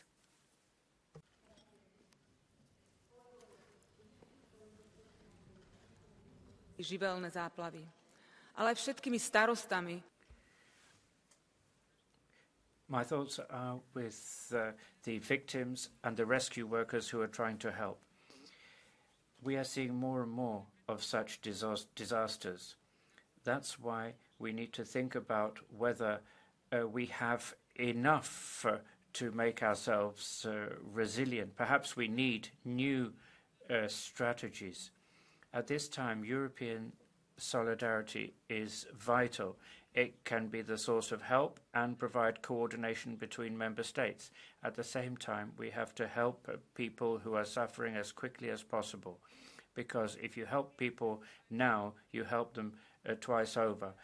I call on the Slovak government to act fast to help people affected by the floods. It should use all the domestic and EU resources at its disposal. Thank you. Mr. Schieder, please. Ladies and gentlemen, colleagues. Now, looking at the horrendous pictures that we've seen, not just in one member state, but across Central Europe, we can see just how united we are as citizens in Europe to deal with this catastrophe. Now, first of all, I'd like to start by saying thank you to all of the emergency services, the firefighters, the military, volunteers as well, but also people who have to usually fight, rescue people from avalanches, for example. But secondly, I would like to say that we must prepare more for these disasters, and we must finally recognize in this House, from the right as well, that the climate change is happening and that we need to prepare for the consequences of climate change. That is essential. It's urgent. And we can see that we need to focus on the Green Deal and pursuing it further. Thank you. Thank you very much. Mr. Buxadeviarba, please. Thank you very much, President. First and foremost, I stand with all of the victims from the various countries, Hungary, the Czech Republic, Poland, Romania, and Austria, and I'd like to pay homage to the volunteers. It is a shame that we look at cooperation, solidarity, etc. amongst sovereign countries. We do not need superstructures, bureaucracies, with the Solidarity Fund. Now, we look at President von der Leyen and we hear that there is going to be a law to ban floods, as if we could determine meteorological conditions. So a single euro from all of those billions that you have earmarked for the green policy, where you have just destroyed farms and businesses, not a single euro has served to assist these victims, not a single euro. Now, in fact, what we have seen, if we just took half of that money and we came up with, for example, dikes, mitigation, other ways to protect, this would have been better. Now, you have to remember, you are not gods, even though you pretend that you are. We need more mitigation and adaptation. In Spain, we have drought. We have no solution because the 2030 fanatics state that we cannot establish infrastructure that brings water from the basins to those who need it. Well, that can't happen. And we have Teresa Ribera, who has been proposed as a vice president, and she would be in charge of disasters. Now, we know that she hasn't even once met with the farming organizations in Spain, not once, and no justice, no competitiveness from them. So if you vote in favor, you are responsible. Now, turning to Prime Minister Orban, it's a shame that he couldn't be here. Now, here we have someone who was elected to put his people above all things. Let's hope that in October he will bring us his presence. Thank you. Sorry, Onorevole Buxade. Mr. Buxade. Card for you. Da parte dell'onorevole Wisniewska. From Ms. Wisniewska. Please, you have the floor. Please. Dziękuję bardzo, pani przewodnicząca. Thank you very much, Madam President. Mr. Buchade.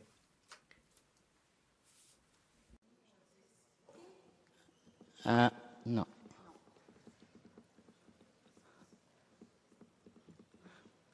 I don't understand Polish. Yeah. Yes, it's now okay. Panie pośle, ja Mr. Buchade, could I ask you, do you think that the European Union should fund the building of dry dams because such dry reservoirs have a role to play as flood defences? Do you think that the European Union should support the building of such infrastructure in the member states? It seems the left is against these things. Their climate policy is not helping people, is not helping nature. The losses in terms of nature from the floods are also going to be enormous, and they are a result of green negligence. Sí. Estimada colega. Colleague, I believe that Europe has been characterized by taking scientific knowledge and putting it at the use of people and not vice versa to the service of fanatics. And so, yes, infrastructure that would protect us from floods is important in my country, in Portugal and Italy.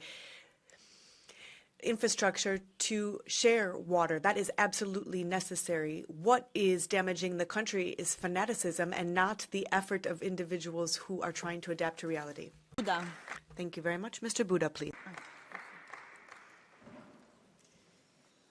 Pani Przewodnicząca, Szanowni Państwo, mamy tutaj... Madam President, ladies and gentlemen, we've heard very interesting things. What does this all mean? Basically, that the European Commission should tell us how much is going to be allocated to whom. This is what people are waiting for. And tomorrow we're going to be debating droughts at a time when right now we need action. We should stop talking. We need action. The Commissioner is here. So what are we going to get from the Solidarity Fund? For which countries, in which order, and when? This has been an interesting debate. Mr. Vondra from the Czech Republic, Mr. Rzońca from Poland. Many countries have tried to build polders or dry dams. The European legislation has either slowed down the building of this infrastructure, or the environmentalists are stopping these things being built. The Commission has been blocking investments which would have helped. Climate change is going to happen. That means we have to build infrastructure. We shouldn't put obstacles in the path. Thank you very much. I should like to ask colleagues to stick to their speaking time. Mr. Šarić. Thank you very much, Madam President, colleagues. Now, what affected countries are experiencing now was experienced by Slovenia last year. These were the biggest floods in the history of the country. I was the defence minister and I was responsible for civil protection. Therefore, I know just how difficult it is to resolve these crises and how difficult it is to help people who've lost everything and rebuild their lives. Now, I saw people crying, people suffering, but I also saw European solidarity and how this worked. We activated the civil protection mechanism and it worked well. Together with the EU and the Commission, we were successful. We managed to overcome the crisis. Thank you to Mr. Commissioner Lenarčič. His mandate is coming to an end. But I am convinced that the Commission in the next cycle will be providing more funding for solidarity and cooperation. Mr. Buznak. Zahvaljujem. Kolegice I kolege, u ponedjeljak smo u ovom domu raspravljali o budućnosti europske politike.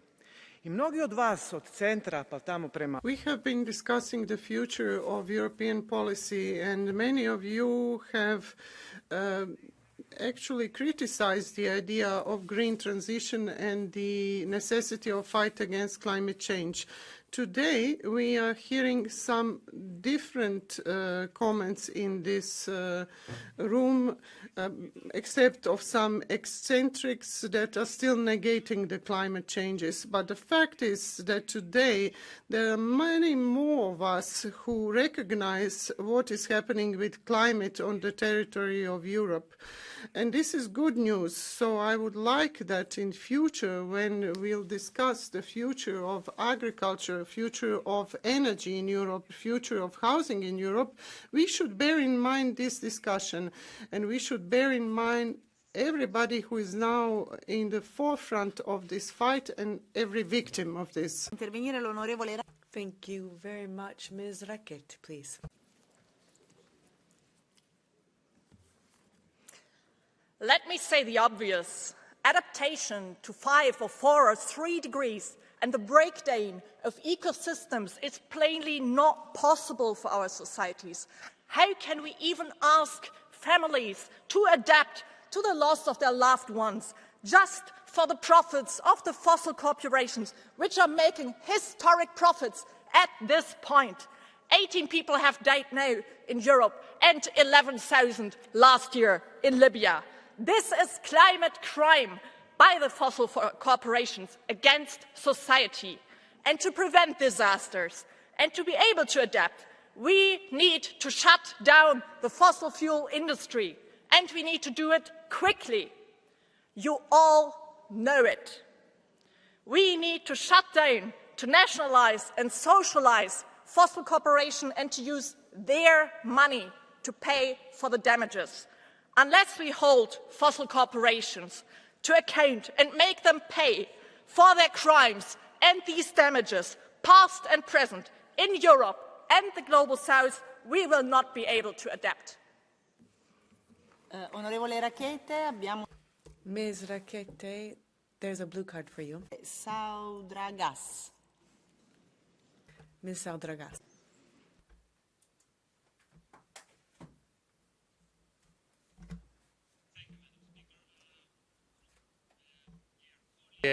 First of all, my condolences and solidarity with those who suffer.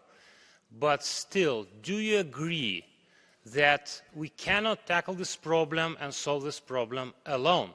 We have to have on board America, Asia, Africa, and then we can solve the problem of global warming. Because alone, we cannot do it. Do you agree?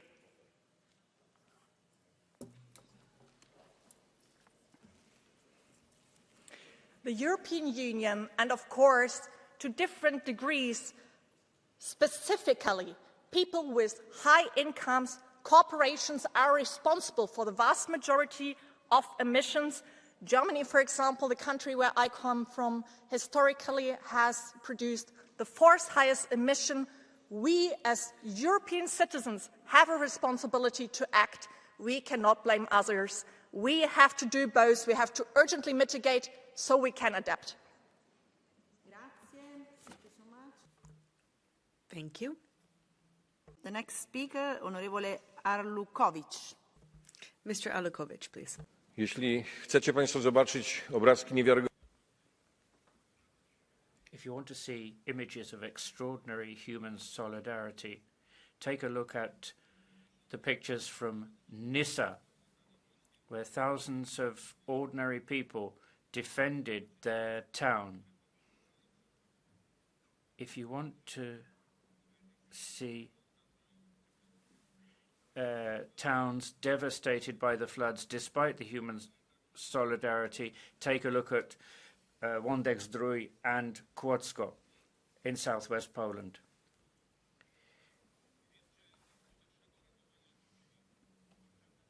To save people, you need 3 things. The ability to make decisions, Commissioner, Secondly, the speed with which decisions are taken. And third, the resources to save people. And those tools, those resources are in our hands. Ordinary people, ambulance workers, firefighters, police officers, the military are showing solidarity, saving human lives. And now it's our turn, the European Union's turn.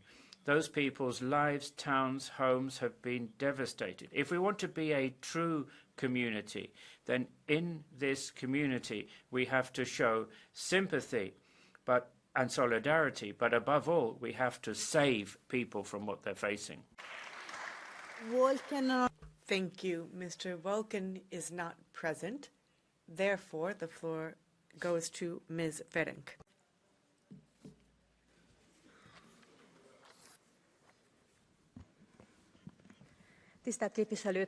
Thank you very much. Colleagues, this is the first time I'm taking the floor here in the European Parliament as a new MEP, and I'm very proud of the fact that I'm able to talk about such an important issue. This is causing serious problems in Hungary, my country, and many other Central European countries. We're talking about these tragic floods, and these are threatening homes, livelihoods, and whole villages, and they are destroying these things in many cases. As a PFE, on behalf of the PFE group, I would like to express my condolences for all those people who are affected, and I'd like to also thank the volunteers and all of the emergency workers who are helping.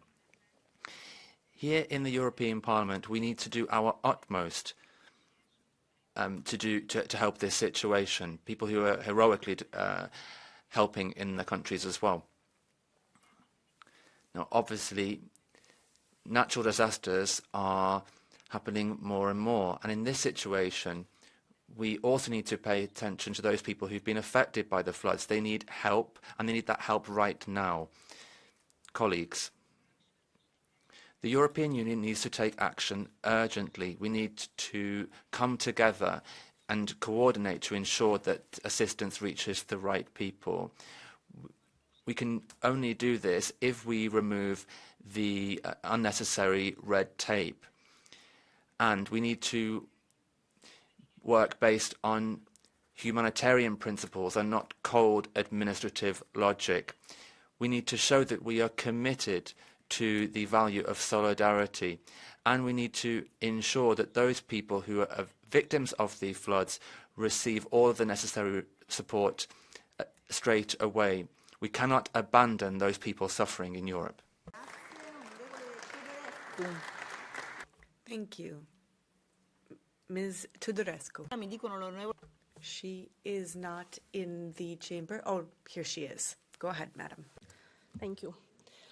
Oameni morți, familii distruse. People have died, families devastated, thousands of houses affected, impassable roads, people with nowhere to sleep. And these people are Europeans too. Romania has suffered heavily since the start of the aggression against Ukraine. The invasion of Ukrainian cereals, the damage to Romania's farmers, the damage to Romania's roads from Ukrainian trucks. Now Romania needs European help. Romanian children, just like Ukrainian children, have a right to go to school. Romanian parents, just like Ukrainian parents, should be able to sleep safely at night, knowing they'll have food for their children the next day. I stand here before you to call upon you to say that the European Union should show the same love and friendship towards Romanian citizens as it has shown towards Ukrainian citizens. Thank you very much. The next speaker will be Ms. Karvasova for 1 minute. Vážený predsedajúci, pán komisár Lenár. Mr. President, Commissioner Lenarčič, let me begin by expressing my condolences to the families of the victims and to pay tribute to all of those involved in rescue work. This is the way Slovakia helped Slovenia with the floods last year. We have seen old people's homes cut off from the world, firefighters bringing food to the residents. The same is happening in Poland, the Czech Republic, and Austria. The EU does have the tools to deal with crisis situations. It has the Solidarity Fund, which came into being in 2002 in reaction to the floods in Central Europe. We should use them better. There will be regions affected in future too. Regions know their own conditions, know their own preparedness and needs. We need the Solidarity Fund and the cohesion policy to cover the needs of the regions. The extreme right say we should pick our crises. Let me say to the extreme right that responsible politicians don't go around picking crises. Thank you. The next speaker is Ms. Spy. For 1 minute, please. I come from a region that was impacted by flooding just a few months back. These floods that are now affecting the central and eastern part of Europe are tragedies.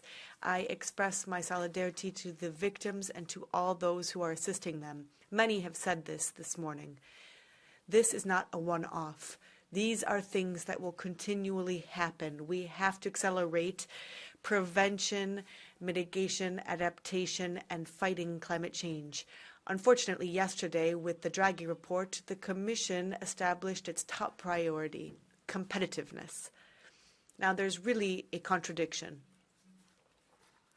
What strikes me the most is that there's not a single mention to water management or natural resources management or ecosystems in the report, not a single word, without which we will not have any prosperity or sustainability for Europe in the future.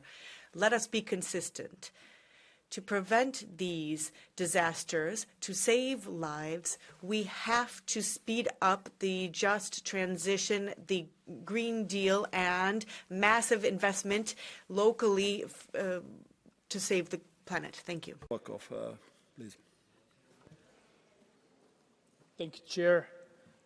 Dear families affected by this nature of disasters, I am apologizing to you that you saw political fights this morning in the Parliament. I can assure you that we all know that our resolutions and debates are not going to ease the pain that you feel. We will not help you to overcome the great consequences that you suffer. I can assure you that we know you believe more in actions and less than in words. Therefore, you have to be sure there are enough people in this Parliament, including myself, who will fight to the very end to shorten the time of reactions of the European Parliament and the European Union in that kind of situations, and enlarge the budget of our funds who are going to support you immediately when necessary in the sufficient manner. I think that zero emissions is a not bad target, but zero victims in natural disasters is better target. We all should adapt, and I know it's possible because every summer we have fires, every spring and every autumn we have floods. We learn our lessons, now we have to act. I think we have all the instruments, we need only will. Thank you so much. Thank you very much. The next speaker is Dan Nitsa for 1 minute, please. Thank you very much, Mr. President. Unfortunately, in Romania, in Galați, 7 people lost their lives, 7,000 homes destroyed. Tens of thousands of people are left without food, are left without their homes, with only the clothes they were wearing. We've not seen floods like this before. The government, the army, the police service were mobilized. Everybody did what they could do to help. School has just started. Many children can now not go to school. Commissioner, we need money from the Solidarity Fund. We need to mobilize the funds that already exist. People need help now. And the scale of this disaster is too great for Romania to be able to cope on its own. We need help from Europe. Thank you very much. The next speaker is Ms. Zalewska for 1 minute. Mr. President, ladies and gentlemen, I come from Lower Silesia and the Opole region. It is absolute devastation there. People are worrying about today, tomorrow, what's going to happen in the future. They have no money. They need to be able to survive. And yet there's only €1 billion in the Solidarity Fund. The Solidarity Fund is not enough. There are regions which are cut off as a result of what the environmentalists have been doing, blocking the building of dams. We have to change climate policy. That's the meaning of adaptation. The nature restoration regulation would have been absolutely devastating in this respect. That would not have saved any lives. Honourable colleagues, before I will give the floor to the next speaker, just a moment, I would like to announce for those who are registered for KHDI procedure. First of all, we have to close the KHDI procedure now, otherwise we delay voting and will be very noisy here in the hemicycle. So that's why I will try my best to find to give an opportunity to floor for KHDI procedure later on, except those who already were speaking and registered for KHDI, who were already spoke on this issue about during the blue card opportunities. So just please understand, we cannot delay very much vote. So now I would like to give the floor to Gregory Allion. The floor is yours, please. Monsieur le Président, Monsieur le President, Commissioner, colleagues, I'd like to begin by sending my support in this difficult time to those who are victims and to their loved ones. And I'd also like to salute all of those in security forces, both voluntary and professional military forces from civil protection that have been working nonstop in the face of Boris. And we didn't need yet another disaster to remind us that every single country, without exception, is subject to climate change, and the effects are devastating. Now, countries in the EU can use the civil protection mechanism if they should like to have specialized services. That's the case of Portugal. Central Europe is facing floods, Portugal fires. 3 firefighters have lost their lives in Portugal, and I have a specific thought for them. I worked for 30 years as a firefighter, and I saw on the ground European solidarity, and what we can see is that things are unbelievable compared to what we've ever seen in the past, and we have to face this. Now, climate change has a cost. That's why, after having started the Green Deal, we need to invest to less be subjected to the consequences that are unprecedented. I'd like to turn to the Commission. We need an ambitious policy on civil protection, strategic, human, and material. Now, we have been waiting for many years. We have seen that our fellow citizens that are calling for... Excuse me, colleague. So the speaker was cut off. Take time. Next speaker is Olivier Schenk for 1.5 minutes, please. Oh, no, Holmgren, Per Holmgren, sorry. I apologize. Yeah, no problem. Tack så mycket, herr talman. Thank you very much, President. And thank you very much for organising today's debate. We've had 2 hours of debate so far. I can see that the room isn't empty, but more MEPs could have attended because these floods are not a one-off. The longer we have climate change, we're going to see more and more and worse natural disasters. And this is why we could see, if we don't stop global warming, then this could get even worse. Now, not everybody understands that adaptation measures are better, and they are better in the long term for the economy as well. But there still isn't consensus around the fact that the most important thing is to be more ambitious when it comes to climate change.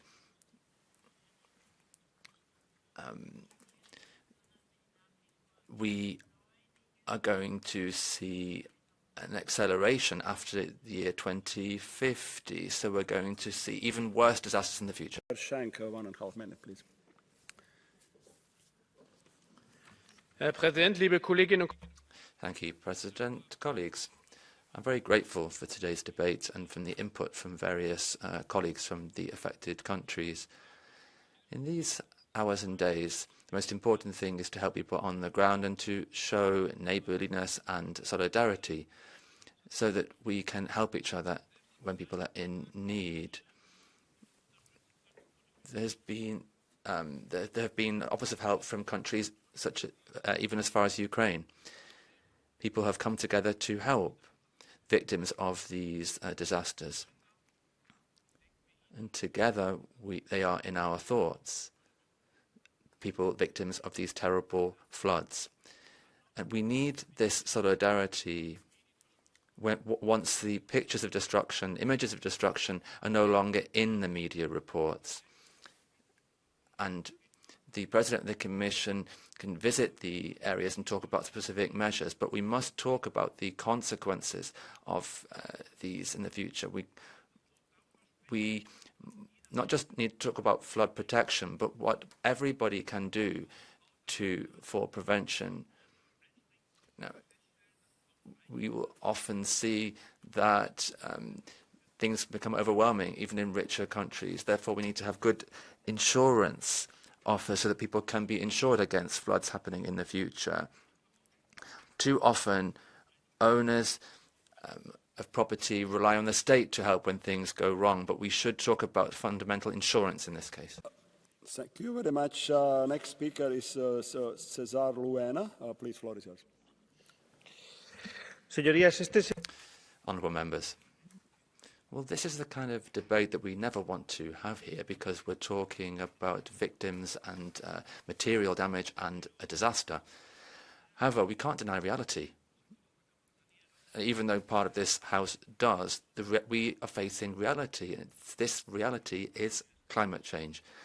Now, in this new mandate that's now starting in this Parliament, many of you want to delay or park the Green Deal, but the Green Deal, with the two aspects, socio-economic, needs to be a key part of the European Union, and this debate confirms that.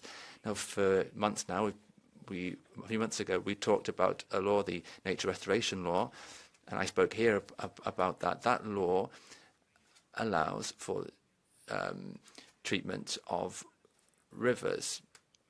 And there are also restoration plans, national restoration plans. Now, we can deny reality, but reality is going to continue existing.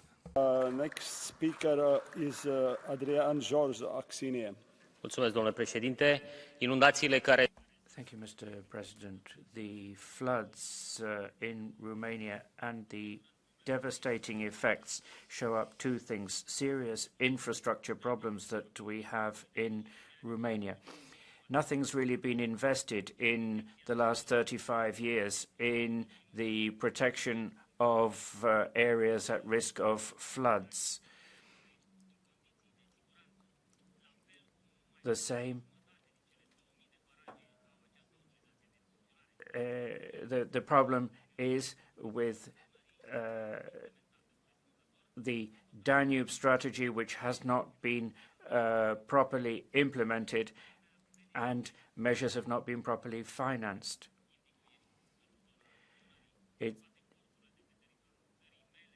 In my country, in all ports, there has been flooding. This is a disaster from the point of view of logistics and human life. And people have received a pittance in compensation. Yeah, 1 minute. Dank u wel, voorzitter, geachte commissaris. Thank you. Colleagues, this is a serious subject indeed. Flooding in Central and Eastern Europe and the loss of lives. My thoughts go out first and foremost to the victims and to our security services. Now, in 2020 and 2021, we had a flooding of the sort, and now we have wildfires also in southern Europe. This shows us how frequent these events are. First, I'd like to ask the Commission to strengthen the crisis mechanism. This is fundamental to manage and to address natural disasters. Moreover, we need to be able to fight climate change as quickly as possible. We should also have adaptation measures. We had the experience in fighting this type of flooding, and it shows that innovation and investment therein is the answer. Thank you. 1.5 minutes, Lady Pereira. Caros colegas, estou aqui. Colleagues, I am here with you today in the plenary, but my thoughts are in Portugal, my country where I live. Wildfires, because of drought, have killed 7 people, injured dozens, and destroyed goods and heritage. And my thoughts and words go to the victims and to all those whose lives have been impacted. I'd also like to send my most profound thanks to all of those who are working, those who are fighting the fires, the peace fighters, as we call them in Portugal. I'd like to also recall that Europe was built in difficulty and speaks with one voice during pandemics and wars and climate change. We all know that climate change is increasing in frequency, droughts and wildflowers and floods. That means that we all will suffer increasingly these types of disasters, and therefore we must be prepared together to respond, so that we can have a joint response, because it will be more effective, because stronger, and more efficient, because shared, for all of the victims of these tragedies, now and in the future. I must speak out against the cut in the civil protection mechanism in the upcoming budget for 2025. How could we justify the decrease in the budget for this mechanism when we see the situation is getting worse year on year? We have seen much loss, not just in terms of goods and assets, but also in lives. Thank you. Danke, Herr Präsident. Thank you very much, President. Commissioner, Austria is one of the countries in Europe most threatened by floods, and this has been shown in Lower Austria, for example, with 4 people dead. Where I am in Austria as well, we have a similar natural disaster. And what is happening is we are seeing levels go back. We need to... Now, Austria is showing that unity and very well system of volunteers is working very well, especially our voluntary firefighters. We need to show our gratitude towards them. Now, Now, what does Europe need to do? It needs to focus on renaturalization projects. Now, the solidarity funds also are important. The money needs to be released more quickly. Now, we have seen so many disasters. They are happening more and more frequently. Next speaker is Ondřej Krutilek for 1 minute.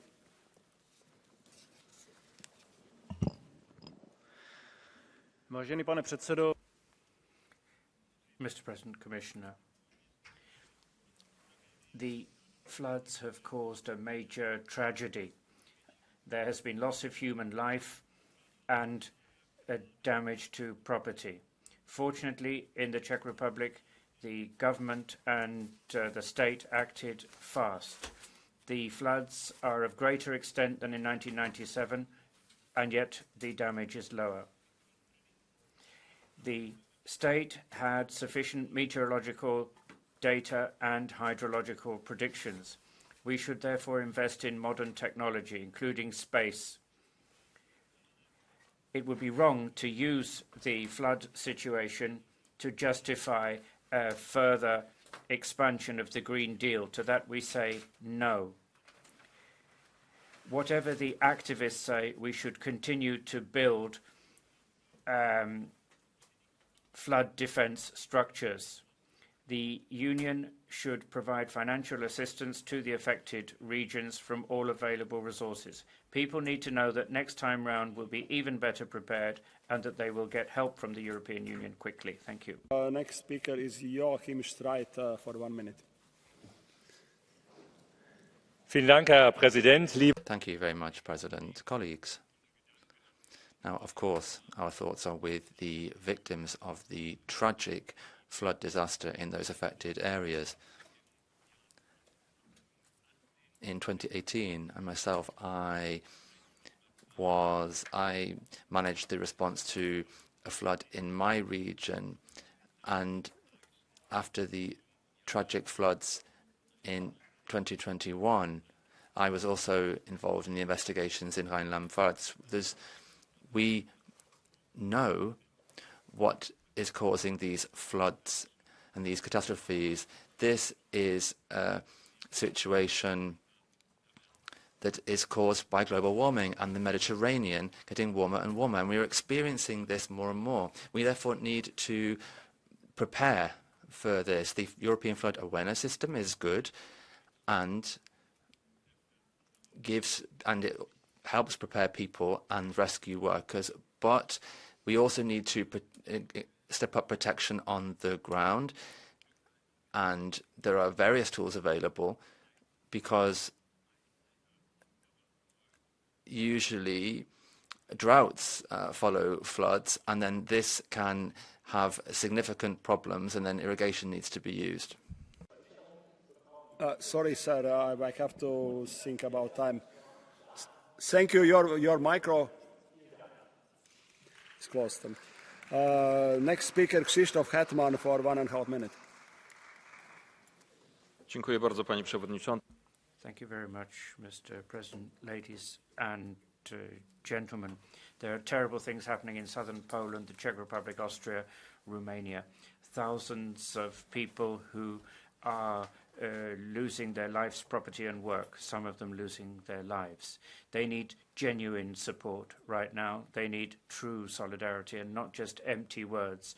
During the course of this debate, the Solidarity Fund has been repeatedly mentioned. It is good that that exists. I'm sure that all member states concerned will seek support from the Solidarity Fund, but it is a drop in the ocean. You just need to think about the Belgian floods in 2021. Belgium got 90 million euro from the fund when the damage was to the tune of 3 billion. I call on the European Commission to take rapid, serious decisions because there are possible sources of funding. We have structural funding within cohesion policy. The government of Poland, the regions in Poland, have funds which, with the agreement of the European Commission, could be transferred to the affected regions. We are rebuilding Europe following the COVID pandemic, following the war in Ukraine. We could use that same funding for rebuilding Europe now. In the past, the European Commission has shown its ability to take quick decisions. I urge it to show the same boldness now.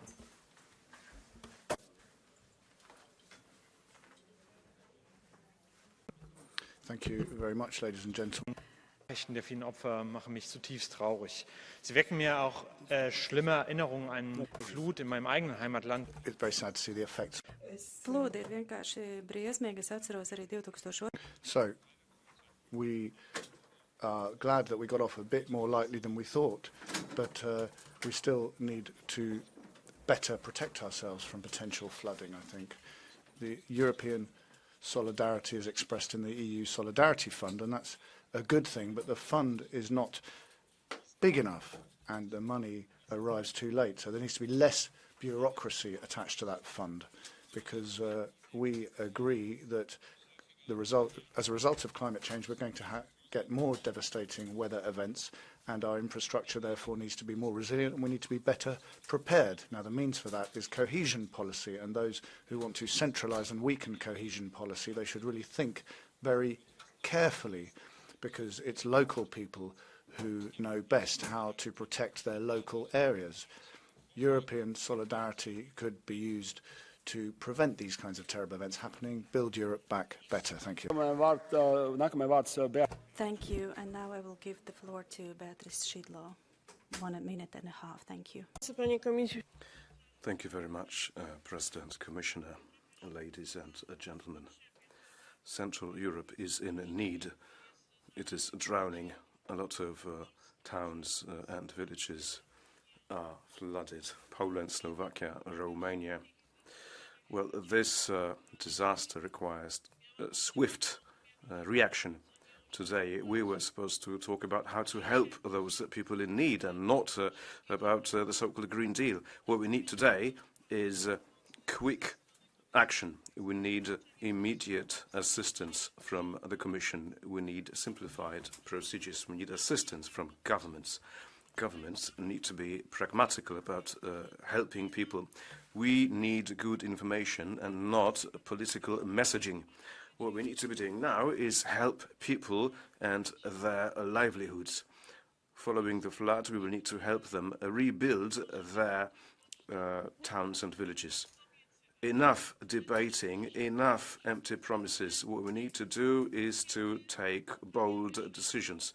When will we offer funds? Funds need to be given now, and procedures need to be simple. Thank you. Next speaker, Sigrid Fries, for 1 minute.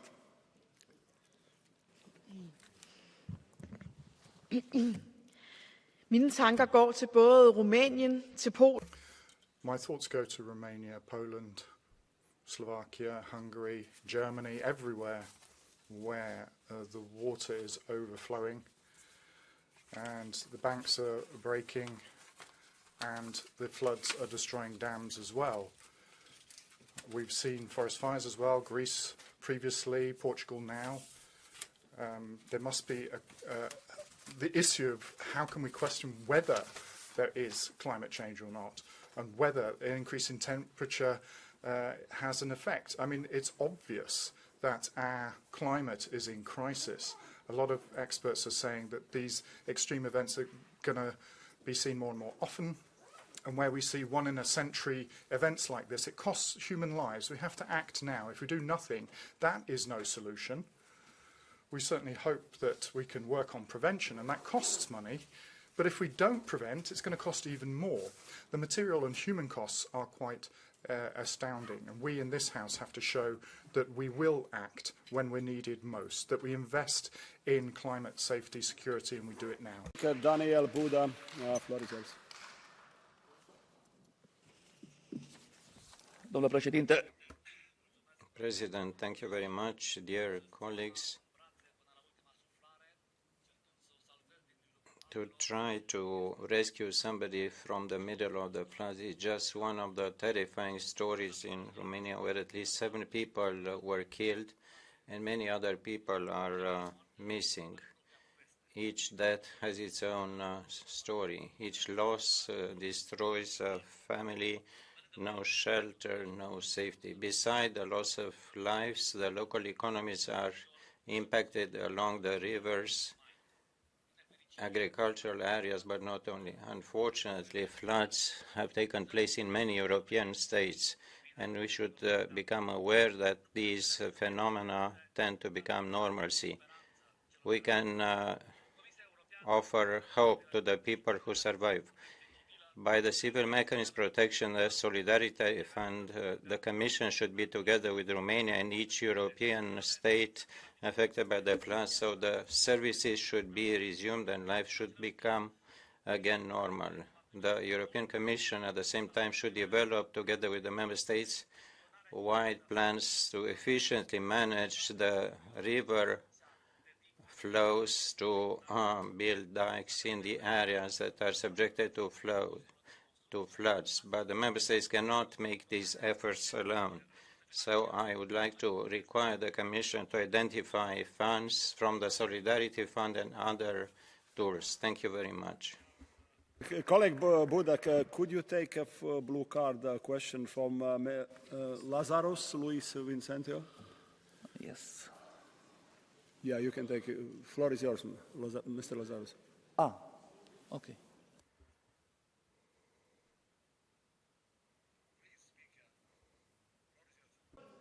Маузить? Да, и perfect. Can you hear me? Mr. Vice President, I have just heard somebody from the left or from the Greens who were saying that we have an issue about the fact that we do not observe the nature restoration law, that in fact we intervened against nature, and this is the reason why we have the floods. My opinion is that exactly because we did not intervene in nature by building dikes, this is the reason why we have the floods, and I have noticed that you seem to share this opinion.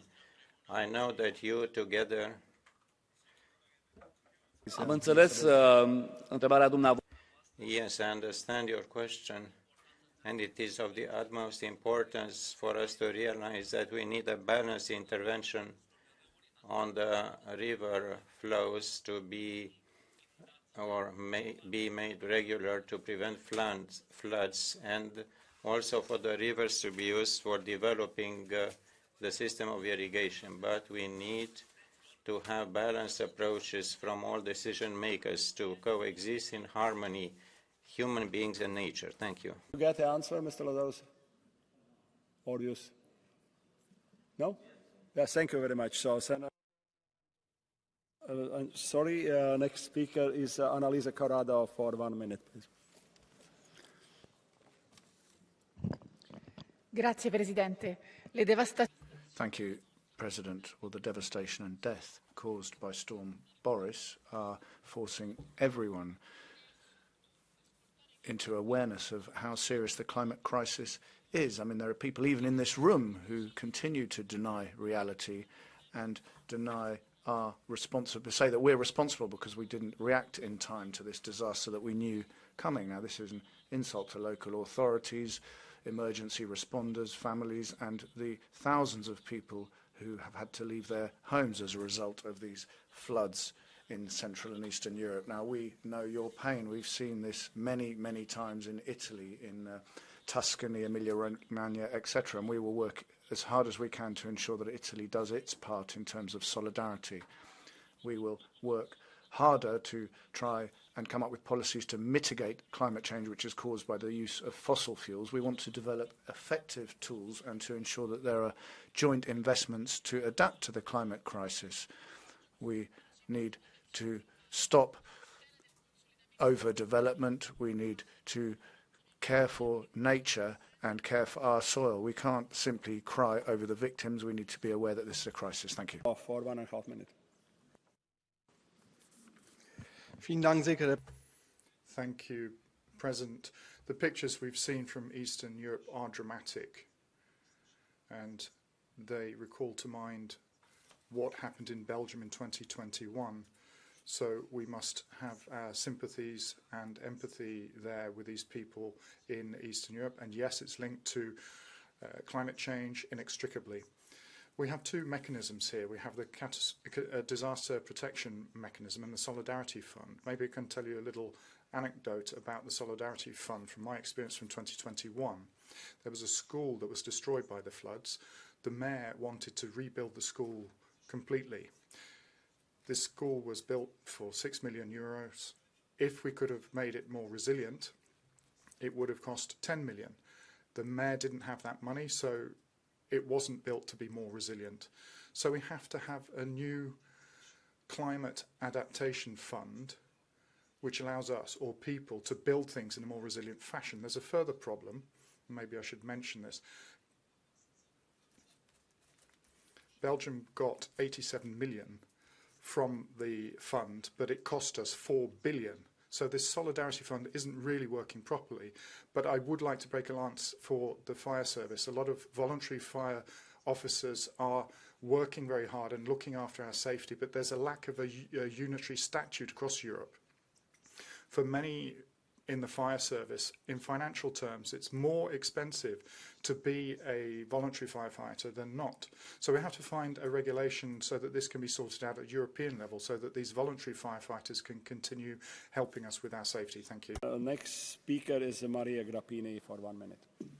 Domnule comisar, stimați colegi. Commissioner, dear colleagues, I can only begin by expressing all my sympathy to the families who have lost members in Central and Eastern European countries. It's a disaster. We're dealing with a disaster, if anybody still has to understand that. Look at the pictures. We have seen children cleaning up their schools of mud. We have volunteers and military people trying to save people.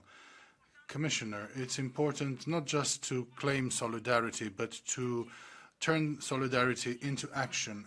That is why I believe that we need to allocate funds immediately, not just the money that we still have left in the budget. We should allocate as much as we need to allocate. People cannot live in tents in the cold. Commissioner, I'm challenging you. Please tell the President of the Commission that we need to show solidarity. Let's give our monthly wages for the refugees. We would be able to build thousands of houses. Let's support people by action. So let's show them that we don't just talk and find excuses and we pray for them, but we actually do something concrete.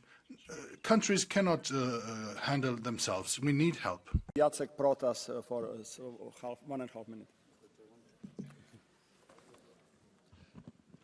Klęski żywiołowe, powodzi.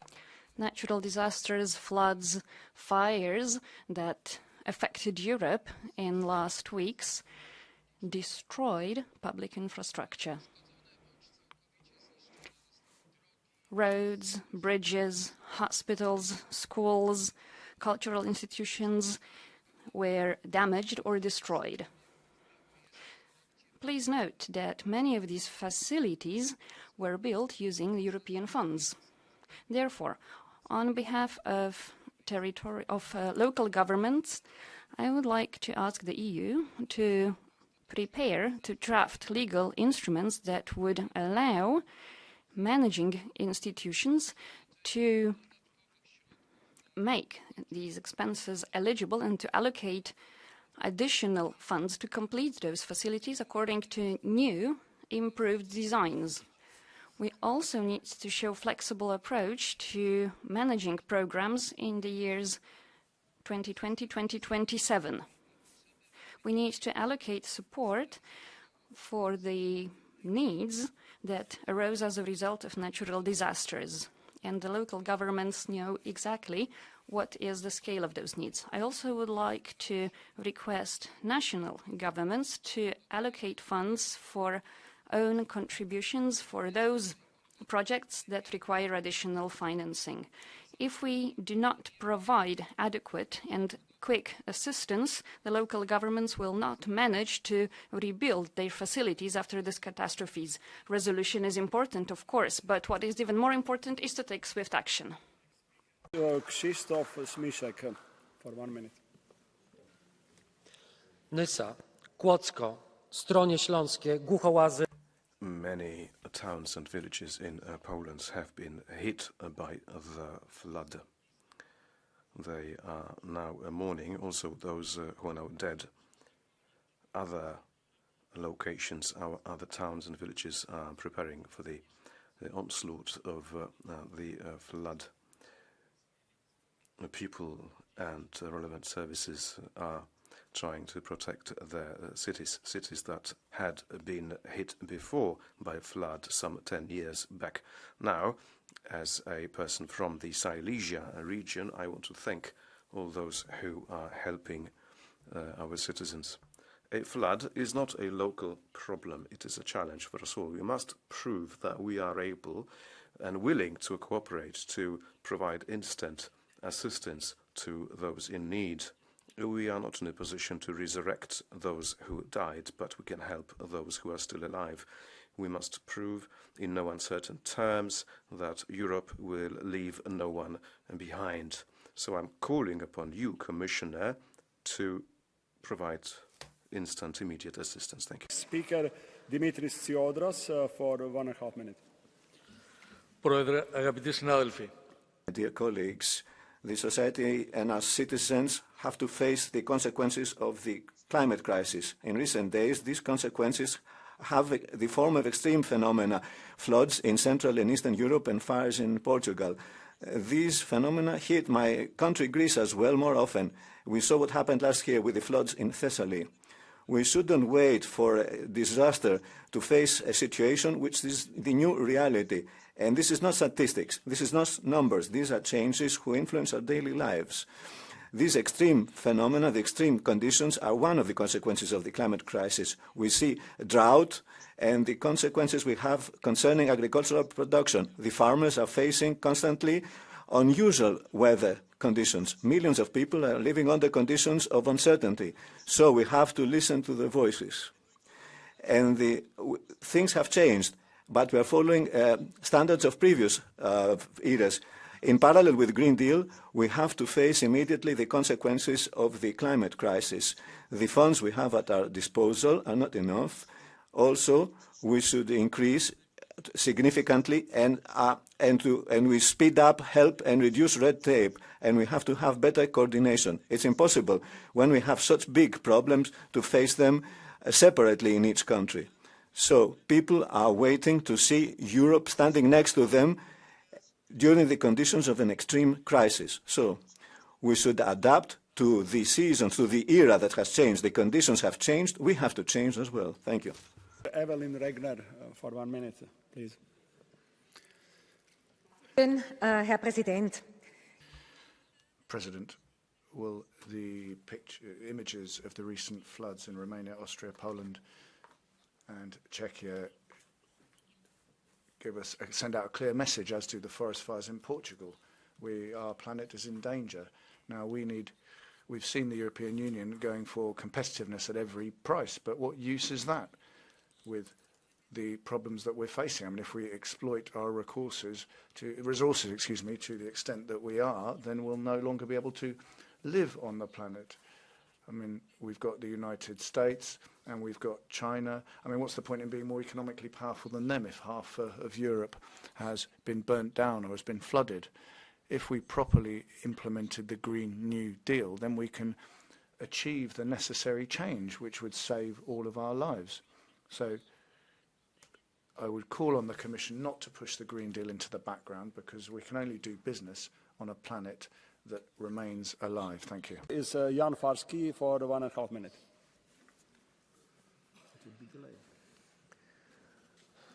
Tři oběti na životech, 7 pohřešovaných lidí, zaplavená města, vytopené domy. Thank you very much. Takový je reálný obraz. We're seeing thousands of homes without electricity. This is the real picture of what the floods have left behind. I come from the north of the Republic, and in the Czech Republic, that has been the victim of 3 once-in-a-century floods in recent years. And of course our Polish neighbours are suffering as well, where dams have broken. In such extensive disasters, it shows how important it is to show solidarity. We're not alone in this disaster. We have seen help offered by Ukraine, Israel and the US, and we need to have solidarity across Europe as well. The European Union can use the Solidarity Fund and the Union Civil Protection Mechanism, Rescue EU, to help. These are instruments that can help us compensate for some of the damage to try and recover. I hope that this helping hand will extend all the way to the Czech Republic, and citizens will be aware that... Sakis Arna Utoglu for 1 minute.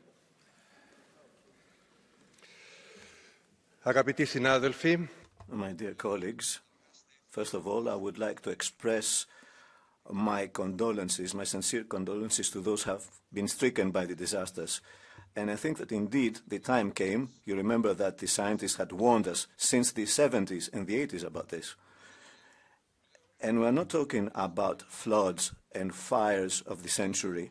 We're talking about the century of fires and floods. We've lived through this in Greece last year, but also this year.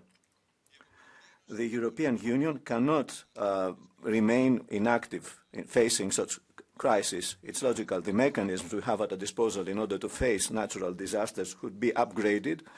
We need a stronger civil protection mechanism to be activated immediately and to support the local authorities when the situation goes beyond the possibilities of the local authorities. We should also concentrate on prevention and resilience.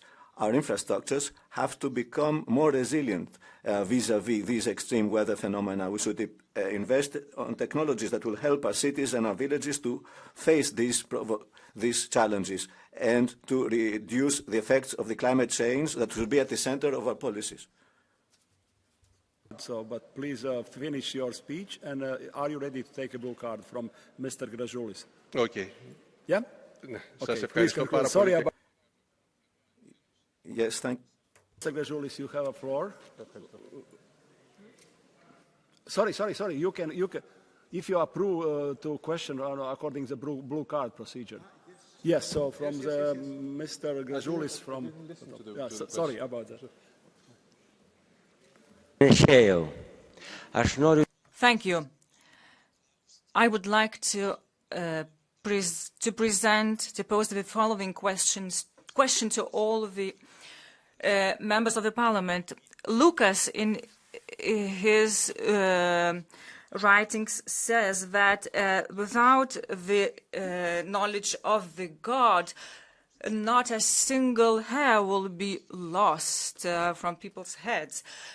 Europe is betraying its people. Europe has turned away from Christianity. Europe is promoting genderism. Are you ready to answer the question related to God's, or you can will not answer this? Mr. Arnautu Otoglu, you have an opportunity to answer this question on behalf of all colleagues or just on your own. Φυσικά και θέλω να απαντήσω. Of course I would like to reply.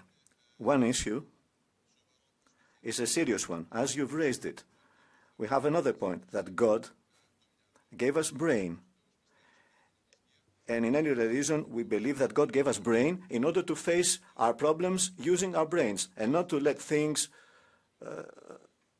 without control and to destroy the human being. Thank you very much. Thank you very much. I think we close this blue card issue. Lucas Mandel has the floor for one.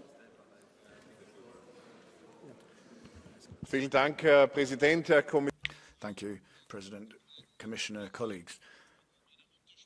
I'm going to speak German today because so many people across my country and across my region and also across Europe have really been affected by these floods.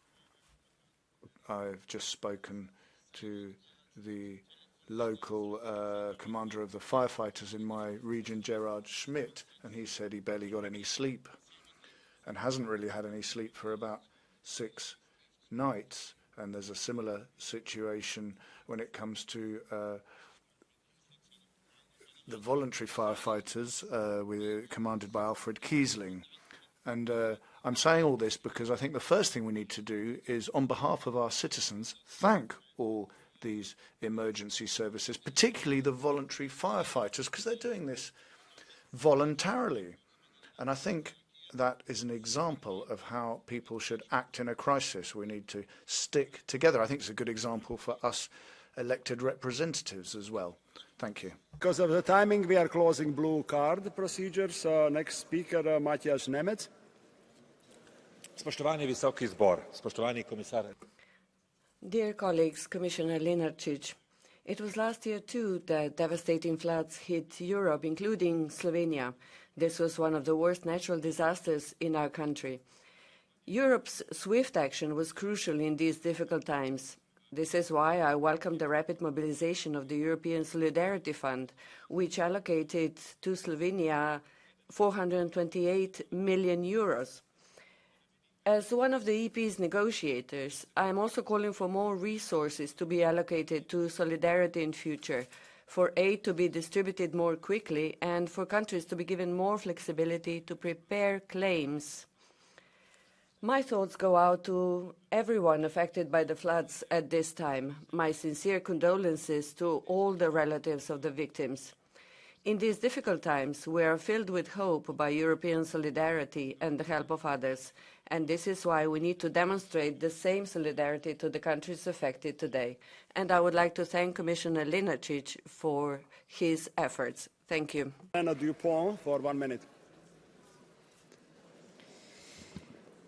Werte Kollegen, wir Ladies and gentlemen, everybody here has seen the pictures of recent days, destructive flood, and at the same time the forest fires destroying parts of Portugal. Thanks to all the volunteers and all the personnel who've been involved and doing superhuman activities. We're standing by those who have losses that they've suffered. Many people have said that there's a lot that we can do as the EU. That's all well and good, but there's another point that I think we need to underscore greater, and that is the Union Civil Protection Mechanism and Rescue. It's not just an expression of European solidarity, standing shoulder to shoulder in the face of crises and disasters. It's a mechanism that we have used. We have a lot of experience now. Forest fires trigger this almost automatically, and in combating floods, that could be the case as well. So I suggest that we apply ourselves to try and have a more ambitious broadening of the use of this, and the strategic reserve be used, and we make sure that common activities, human resources and other resources be bolstered. It's not just an expression of European solidarity, it's a question of strengthening our civil protection. Thank you. Very much. Next speaker, Helena Fritzon for 1 minute. Thank you very much, President. The extreme weather and floods in Central and Eastern Europe have given rise to the loss of human lives and have destroyed entire societies. And our thoughts are with those who are suffering. And this disaster has shown once again that climate change is a fact and that the ramifications cannot be denied. We know that climate change is pushing extreme weather events, and it's really not very smart to have climate denial here in the Parliament, people who believe that extreme weather is not actually happening. People are dying, people are fleeing.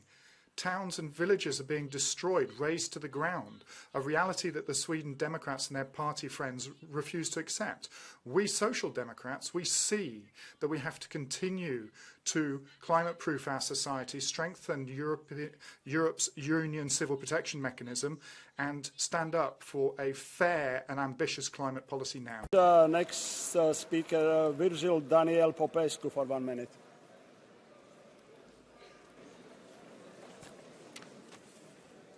Mulțumesc, domnule președinte. Thank you, President, dear colleagues, in the last few days, Romania and Eastern Europe have been hit by devastating floods. Over 20 people have lost their lives, 7 in Romania, and many others are still missing. Thousands and thousands of people had to be evacuated, and houses, roads, and critical infrastructure has been destroyed. We have huge material losses, but of course human losses are the ones that pain us the most. All this tragedy shows how vulnerable we are to extreme phenomena. We need to show more solidarity and to mobilize quickly in order to support the affected communities. We also need to take action in order to improve the prevention and management of natural disasters by investing in resilient infrastructure and fighting the causes of climate changes that cause such events. Europe must be united faced with these challenges. We need to stand by those affected and do all we can to prevent such tragedies in the future. Thank you. Thank you very much. Next speaker, Vasile Dinku.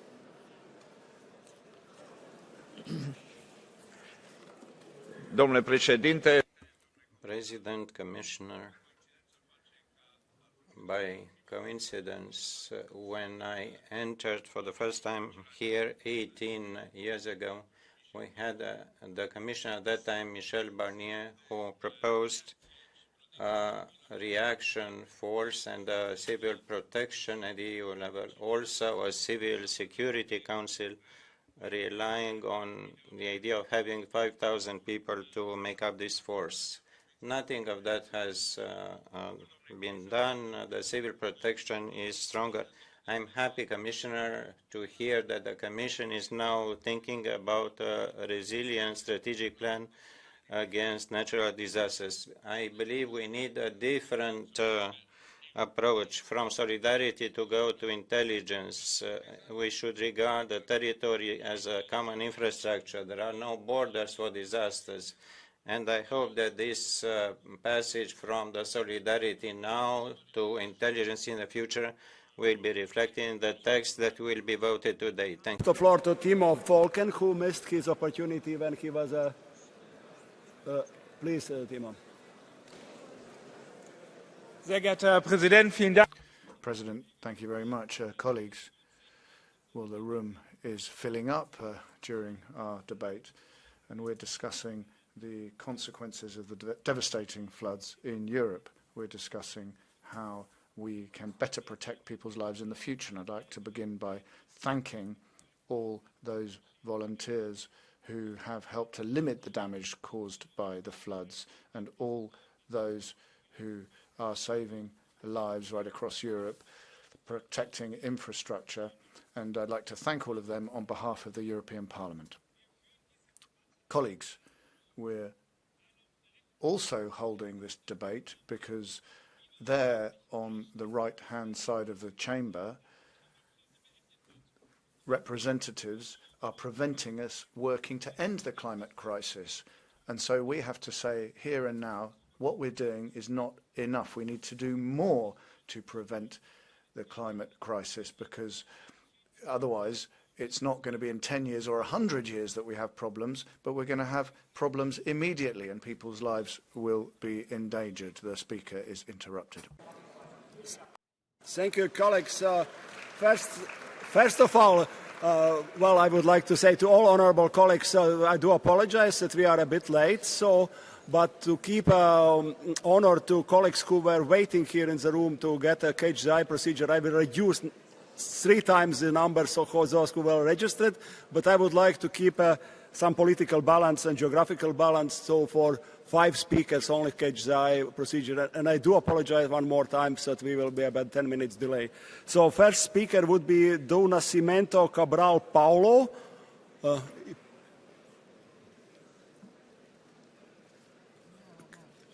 Yeah, you have to speak from the place. So you have to speak from the place.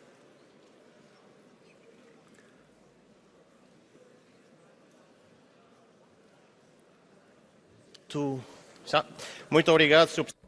Thank you very much, Speaker.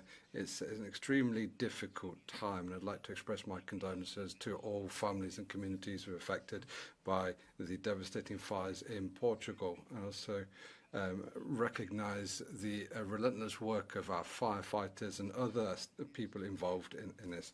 I'd express my solidarity with the victims of the floods that are affecting Central and Eastern Europe. In Portugal, there's been, in 4 days, tens of thousands of acres which have been burnt, and we've had 7 lives lost so far. These events require swift responses and sufficient funding.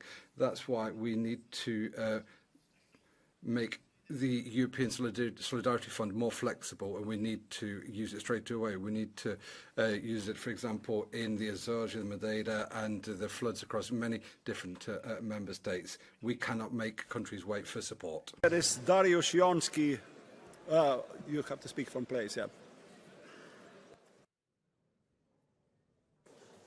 Bardzo dziękuję. Gdy debatujemy. Thank you. As we're debating here today, in our comfortable clothes, comfortable shoes, there are many heroes out there fighting the forces of nature. They fight to stop the flood in sweat and in tears. After the flood, we will need to rebuild ourselves, and this is the role of the European Union and the European community. This might be one of our greatest challenges, but this is why we are here. We are here to help them.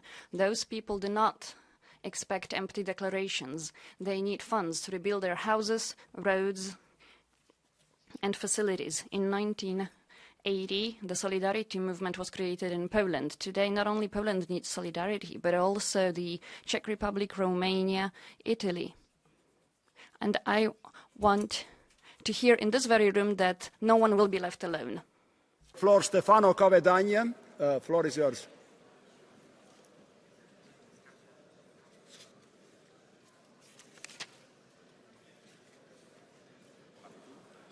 Grazie, Presidente. Come i Thank you, President. Well, like colleagues, I'd like to express my solidarity to the countries that have been struck and the relatives of the victims. A year ago, my area, Emilia-Romagna, was struck by a flood, perhaps even more serious than the ones we're seeing today. And we should say that a large part of what happened was due to a lack of preventive actions that have taken place as the result of the mindset that we have. I mean, we have to build dikes, we have to clean up rivers. We need to make choices also at the European level, and they need to be funded by the European Commission as well. We need to look after our local areas, but we need to ensure that the approach is not an ideological one. We need to manage our lands. Human beings should be managing nature and land. We shouldn't simply be going for an ideology-based approach to protecting nature. Floor is yours. I'd like to express solidarity with the victims of the floods in Central and Eastern Europe, and also the victims of the fires that are affecting in my country, in Madeira, and then in the centre and the north of Portugal. This solidarity is also extended to all of those staff who are involved in fighting the fires and protecting civilians. Right now, our attention is focused on on fighting the fires, but it's absolutely vital that we discuss policies for prevention and mitigation of the consequences of these natural disasters. We need to have better planning. We need to fight rural exodus and ensure territorial cohesion. We need to ensure sustainability and also fight ensure livelihoods. We need to support populations. Now, this requires a strong role for the state, and it means national national state involved, but also with national and European funds. KHI procedure, and I do apologize for all those who were registered. Last speaker on KHI would be Branislav Ondrush, and then we are closing KHI procedure.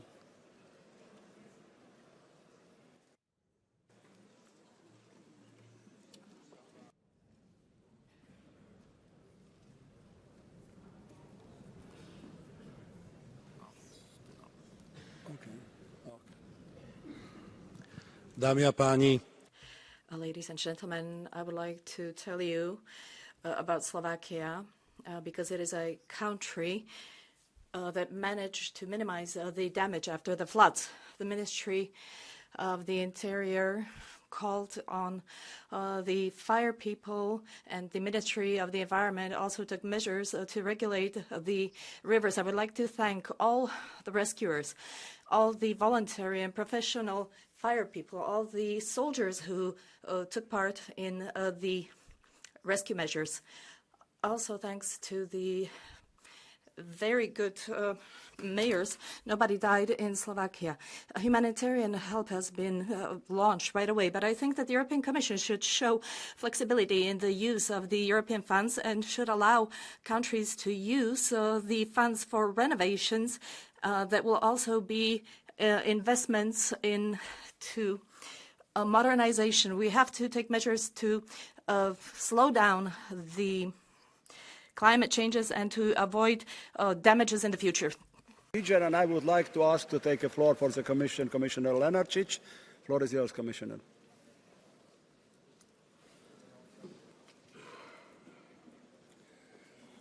President, honourable members, we have heard powerful words and harrowing testimonies about the tragic floods affecting Central and Eastern Europe these days. And I wish to thank all those who shared their views, their thoughts and recommendations, and I took a very good note of all of them. I wish to assure everyone that the European Commission will be ready to use all its tools that it has at its disposal to help the affected member states. These tools relate to emergency response through the Union Civil Protection Mechanism, through which we are ready, upon request, to provide high-capacity pumping, flood containment, search and rescue units, divers, boats, vital services such as water purification, shelters, medical and health support, if there is a request. There has been one request from Czech Republic, and it has already been responded by an offer from another member state, Slovenia. We are ready to do more upon request of the affected states. Second is financial support. Solidarity Fund was mentioned by many. I wish to note here that Solidarity Fund is not a rapid response instrument. It's a post-disaster relief instrument, which is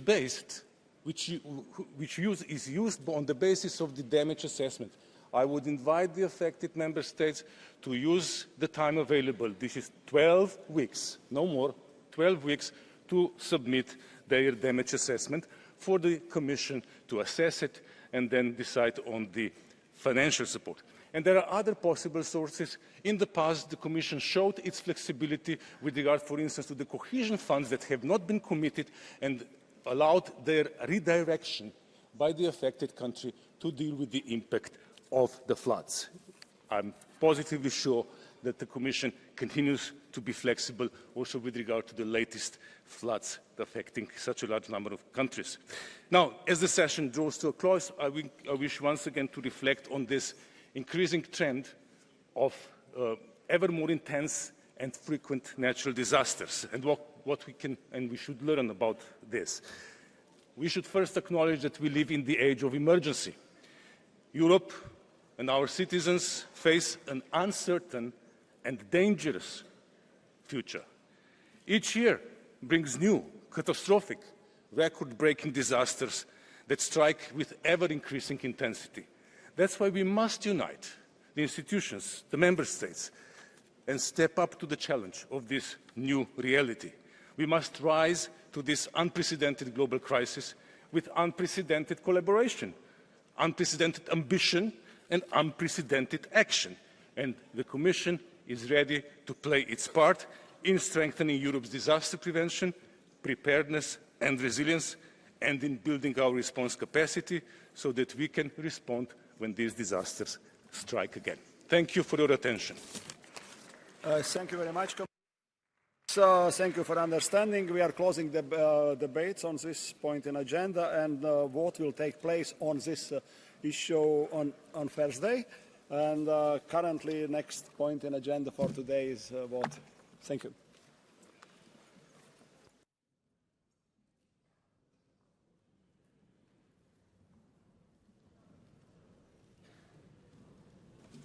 All right, good afternoon. We will go straight to the votes with one point of order made by Ms. Valérie Ayer just before. Valérie, vas-y. Merci, Madame la Présidente.